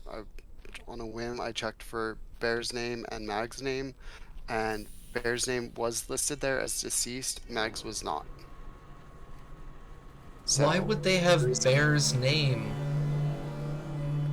because they said that and they had that some testing that they were doing was successful, so apparently he was alive until recently. But I thought the council meeting was literally blown up. How could there be? The blimp was shot down and it crashed, and Mags went to try to rescue and never made it out. And Medicorp was on scene as soon as it happened. They had people on site, so they may have recovered and maintained. This is hearsay right now. I don't know. I just saw his name on the document and I was like, this was months ago. What the hell is going on? Why would his name, unless he was at this facility, be on there? Well, Mags and I, we always stayed away from Biotechnica stuff because, like, those pharmaceutical companies, like, you can't trust them. They're pretty freaking weird. But I think Bear may had used Biotechnica in the past for replacing parts and stuff. Like, when you get something blown off, this is something I always talk about with patients, is you can replace something with a clone part, or you can replace it with a mechanical part. Maybe that is what this is about. Oh. Don't say that, because if they're doing tests and they did clone it, we did find the full-on clone of Jack. So maybe they have one in Bear, and maybe these aren't our Snyders. Maybe these are just clones of them.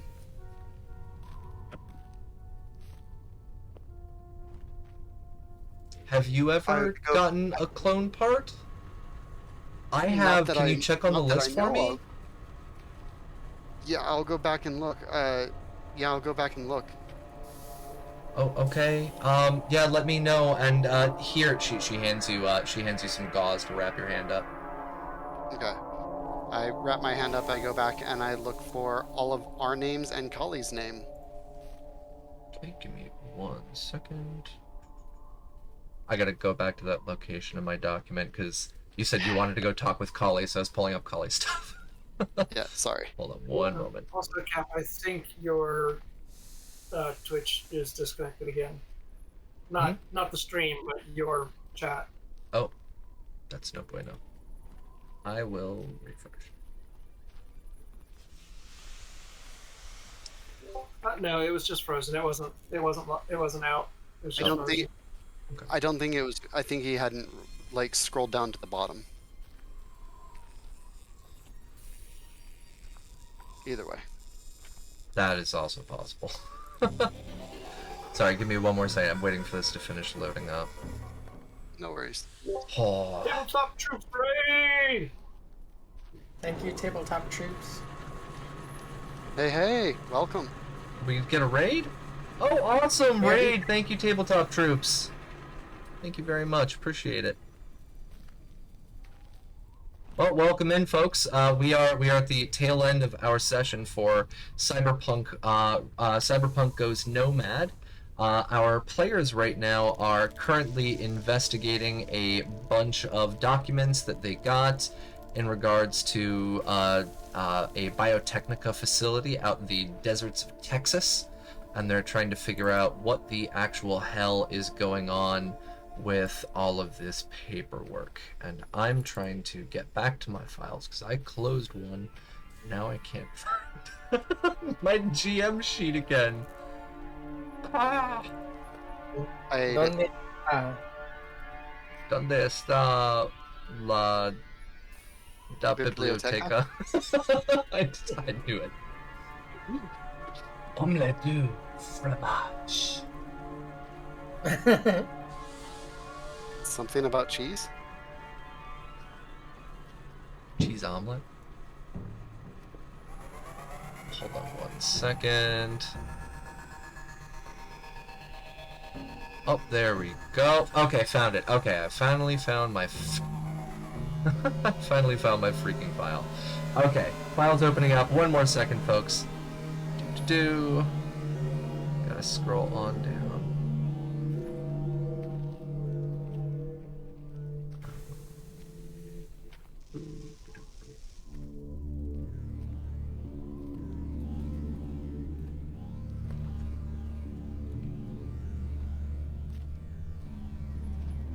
Shit, did it save? Did I not?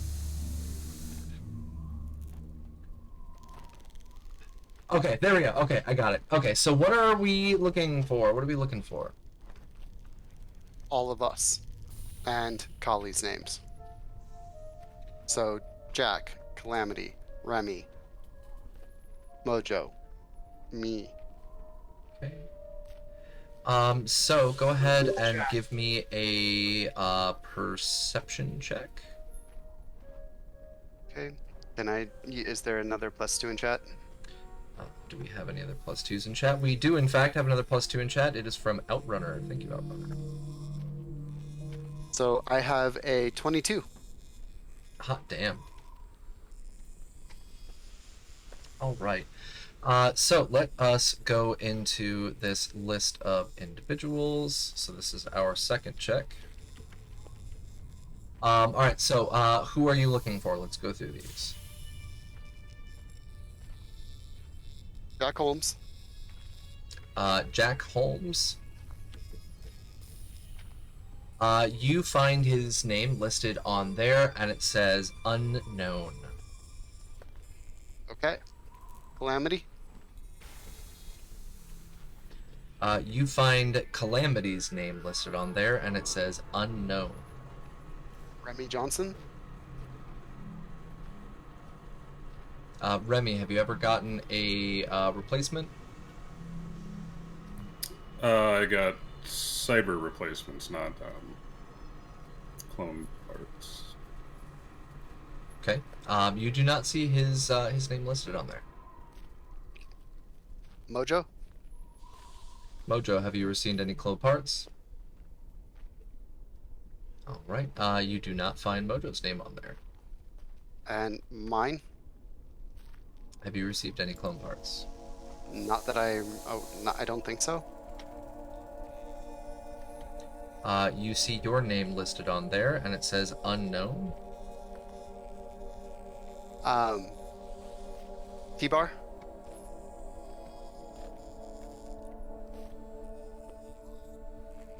You see T-Bar's name on there, and it's listed at unknown. Ollie? Second. You find Collie's name on there, and you see deceased.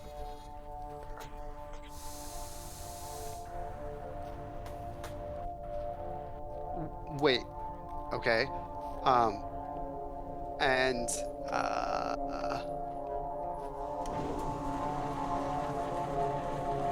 the rocker that we saved in Vegas. The rocker that you... The K-pop artist. Oh, yeah. Wow, why is my brain going blank again?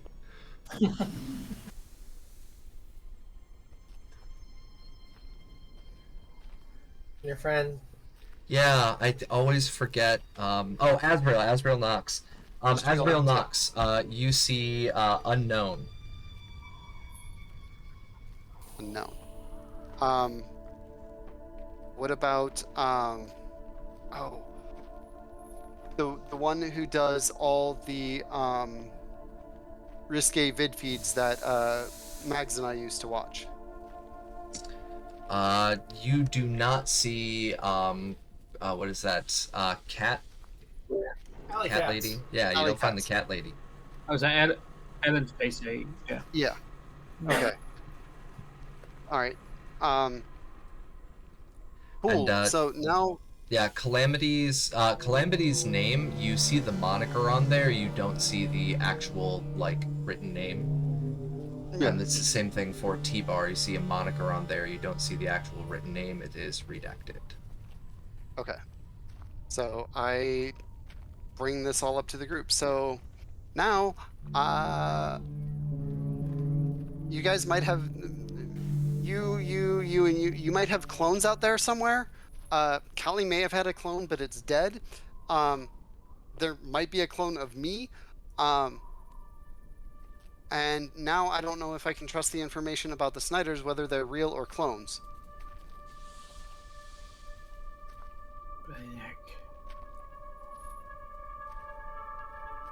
I want...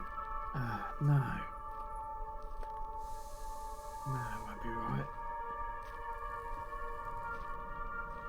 Like, at this point, are you even the real Jack Holmes?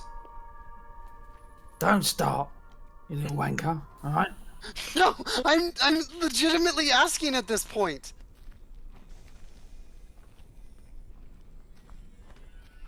Is And if you Ollie weren't, even would the you real even Collie? know? What? Collie even the real Collie? I don't know anymore. My brain. This is a lot. Yeah. This is only a lot You like could- the Grand Canyon's a little hole.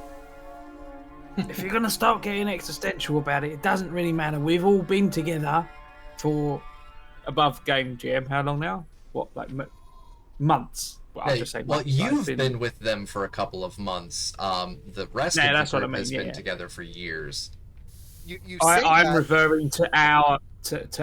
When I say that, I'm referring to our little you group. say right? that, but think about all those months that we spent separated in Vegas, doing our different activities. So you don't trust me now? Is that it? It's not that I don't know. I trust the you that's you in front of me, and I believe you that's you in front of me. I just don't know if you are the original Jack at this point. but the you that's here right Oh, now, I'm not saying that maybe I I'm Jack. Maybe I'm Richard Knight back from the dead. Who knows at this point?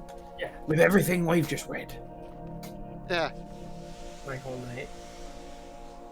You Who's Richard Knight? you also see the name Richard Knight listed on there as deceased. I was about to ask, yeah. Oh, his name's on there as well. Yeah, Silverhand. You see Johnny Silverhand's name listed on there as unknown. I just, I for quit- the life of me, I cannot figure out why there is a perfect copy of me sitting upstairs from back in the day. If you're gonna make a clone of someone, I mean, Why you? what? Yeah, why not just copy Morgan Blackhand 1,000 times and fucking take everything over? Why me? Doesn't make any sense. Morgan Blackhand is listed on there as active. Oh, and fuck off. That was above game. No, thank you. Not contained, not isolated, not deceased, not unknown, active. Durbin. Not note. Good night, everybody. On that note, ladies and gentlemen, this is where our stream ends for today. I hope all of you had a wonderful time with our session and our new existential crisis that is going on here. Well, Rob, next time you see or talk to Ellie, can you ask her if Ellie Katz has ever gotten a clone part? Because if so, I gotta add her on the list here. Because if I recall, she said that she was 100% all real deal, if I recall from her stream. So, yeah. Ladies and gentlemen, we're going to do our outros now, and we are going to close out our session. Let me scroll on up. I'll ask, thank you, Rob. So let's do our outros. Well, Domino, Violent Neon, our existential crisis here right now. Go ahead and share. Hi, everyone. Am I Violent Neon? Am I even here on Saturdays? And if I'm not here on Saturdays, am I on Discord as Violent Neon and Violent Nation Uncensored? And is it Violent Nation Uncensored? Yeah. Thank Your you. brain is smoking. The brain is smoking. Oh God. All right. Next one up is Error. Vampire. Go for it. I am and always will be your Vampire Bites. Live long and prosper. You can catch me here Saturday nights playing Mojo the Lawman. You can catch me over on Fallout 20 Pack NW's this Twitch right after this, playing Bodhi West, the Super Mutant. Alright, thank you. Next up would be John. Hey everyone, I'm John. Tonight I played the 100% real juice, no artificial flavors, Remy Johnson. You can find me on the Discord as Johnny Drop. You can find me here every Friday and Saturday, other Sandman3096 in the chat. And if you'd like, you can check out my SoundCloud at Arksin. Awesome. Thank you. Raven, go for it. Hey everyone, I'm Raven. I've had the pleasure of playing Calamity tonight.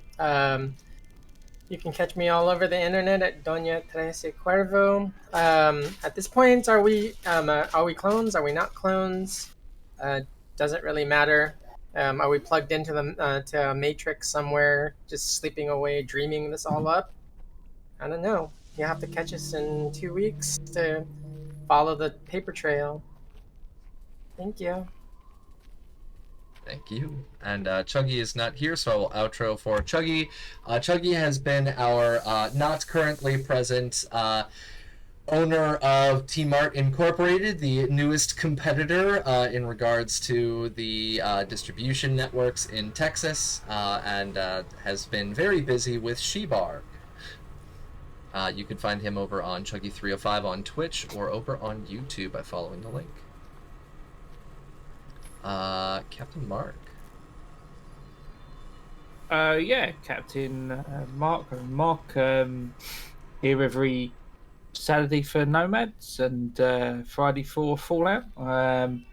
I played the 127-year-old vampire this evening. At one point, he might have been Richard Knight. Maybe he was Morgan Blackhand. These days, he's known as Devilish Jack Holmes. Who knows at this point what's going on? But we hope you enjoyed it, and we hope you come back next week to find out. I'm pretty sure Biotechnica knows. Yeah, probably. Just gonna have to shoot enough people to figure that one out. And I really want to shoot someone with my new gun, so let's do that. Yeah, Mojo wants to use his katana next session. Ooh. We're gonna do some combat and F people Yeah, up. we need to blow shit up. Yep, no worries. It'll be coming. So, ladies, gentlemen, everybody between, I am GM Capricious Nature. I've dropped in all of our links over here on our Twitch chat. A couple of things as we are wrapping up. Number one is that I am a moderator over at Outworld Sounds with Helix Code. They're the ones who provided us with our break music today and our intro music this morning. Base Ape Records is going to be used next week. We have all of our supplements that we use located on cybernationuncensored.com, including the Vehicles of Red guide that is a primary center of our current campaign. You can also find a document that myself and Stinkpalm and a couple of other people have been working our asses off and contributing to for the Medicine in the Time of Red, which will be releasing a huge update very, very soon once this GM no longer is freaking out about getting documents done for AP testing over at my school. So I'm going to be jumping on that very, very soon because our kiddos are 1 month out from APs. You can find my link tree right there on Capricious Nature, and you can catch both myself and Vampire Bites over on twitch.tv/2d20 Fallout Pack NW for Pacific Northwest in exactly 1 hour. We're going to be playing over there. He's going to be, or they're going to be reprising or creating a role now of a badass, was it Super Mutant? And I'm going to be popping in as a reprisal role from my former character Bolt, who has been featured on this channel as well. And lastly, folks, please do not miss out. Next week, 6 days from right now, we have a big upcoming stream. April 1st, Cybernation Uncensored is partnering and cooperating with Artel Saurian Games, working with James Hutt coming in, and he will be GMing our game. It is going to be at 6 p.m. Pacific time. We will not have our Fallout Asia stream. We will be running that instead, and this GM will be over as a player. Ladies and gentlemen, I look forward to seeing all of you in 1 week's time here on Cybernation Uncensored for the upcoming stream. It's support of Ukraine, and hopefully we'll see some of you over at Fallout Pacific Northwest as well in 1 hour. That being said, ladies, gentlemen, everybody in between, have a wonderful, wonderful night and weekend. Bye, everyone. Bye.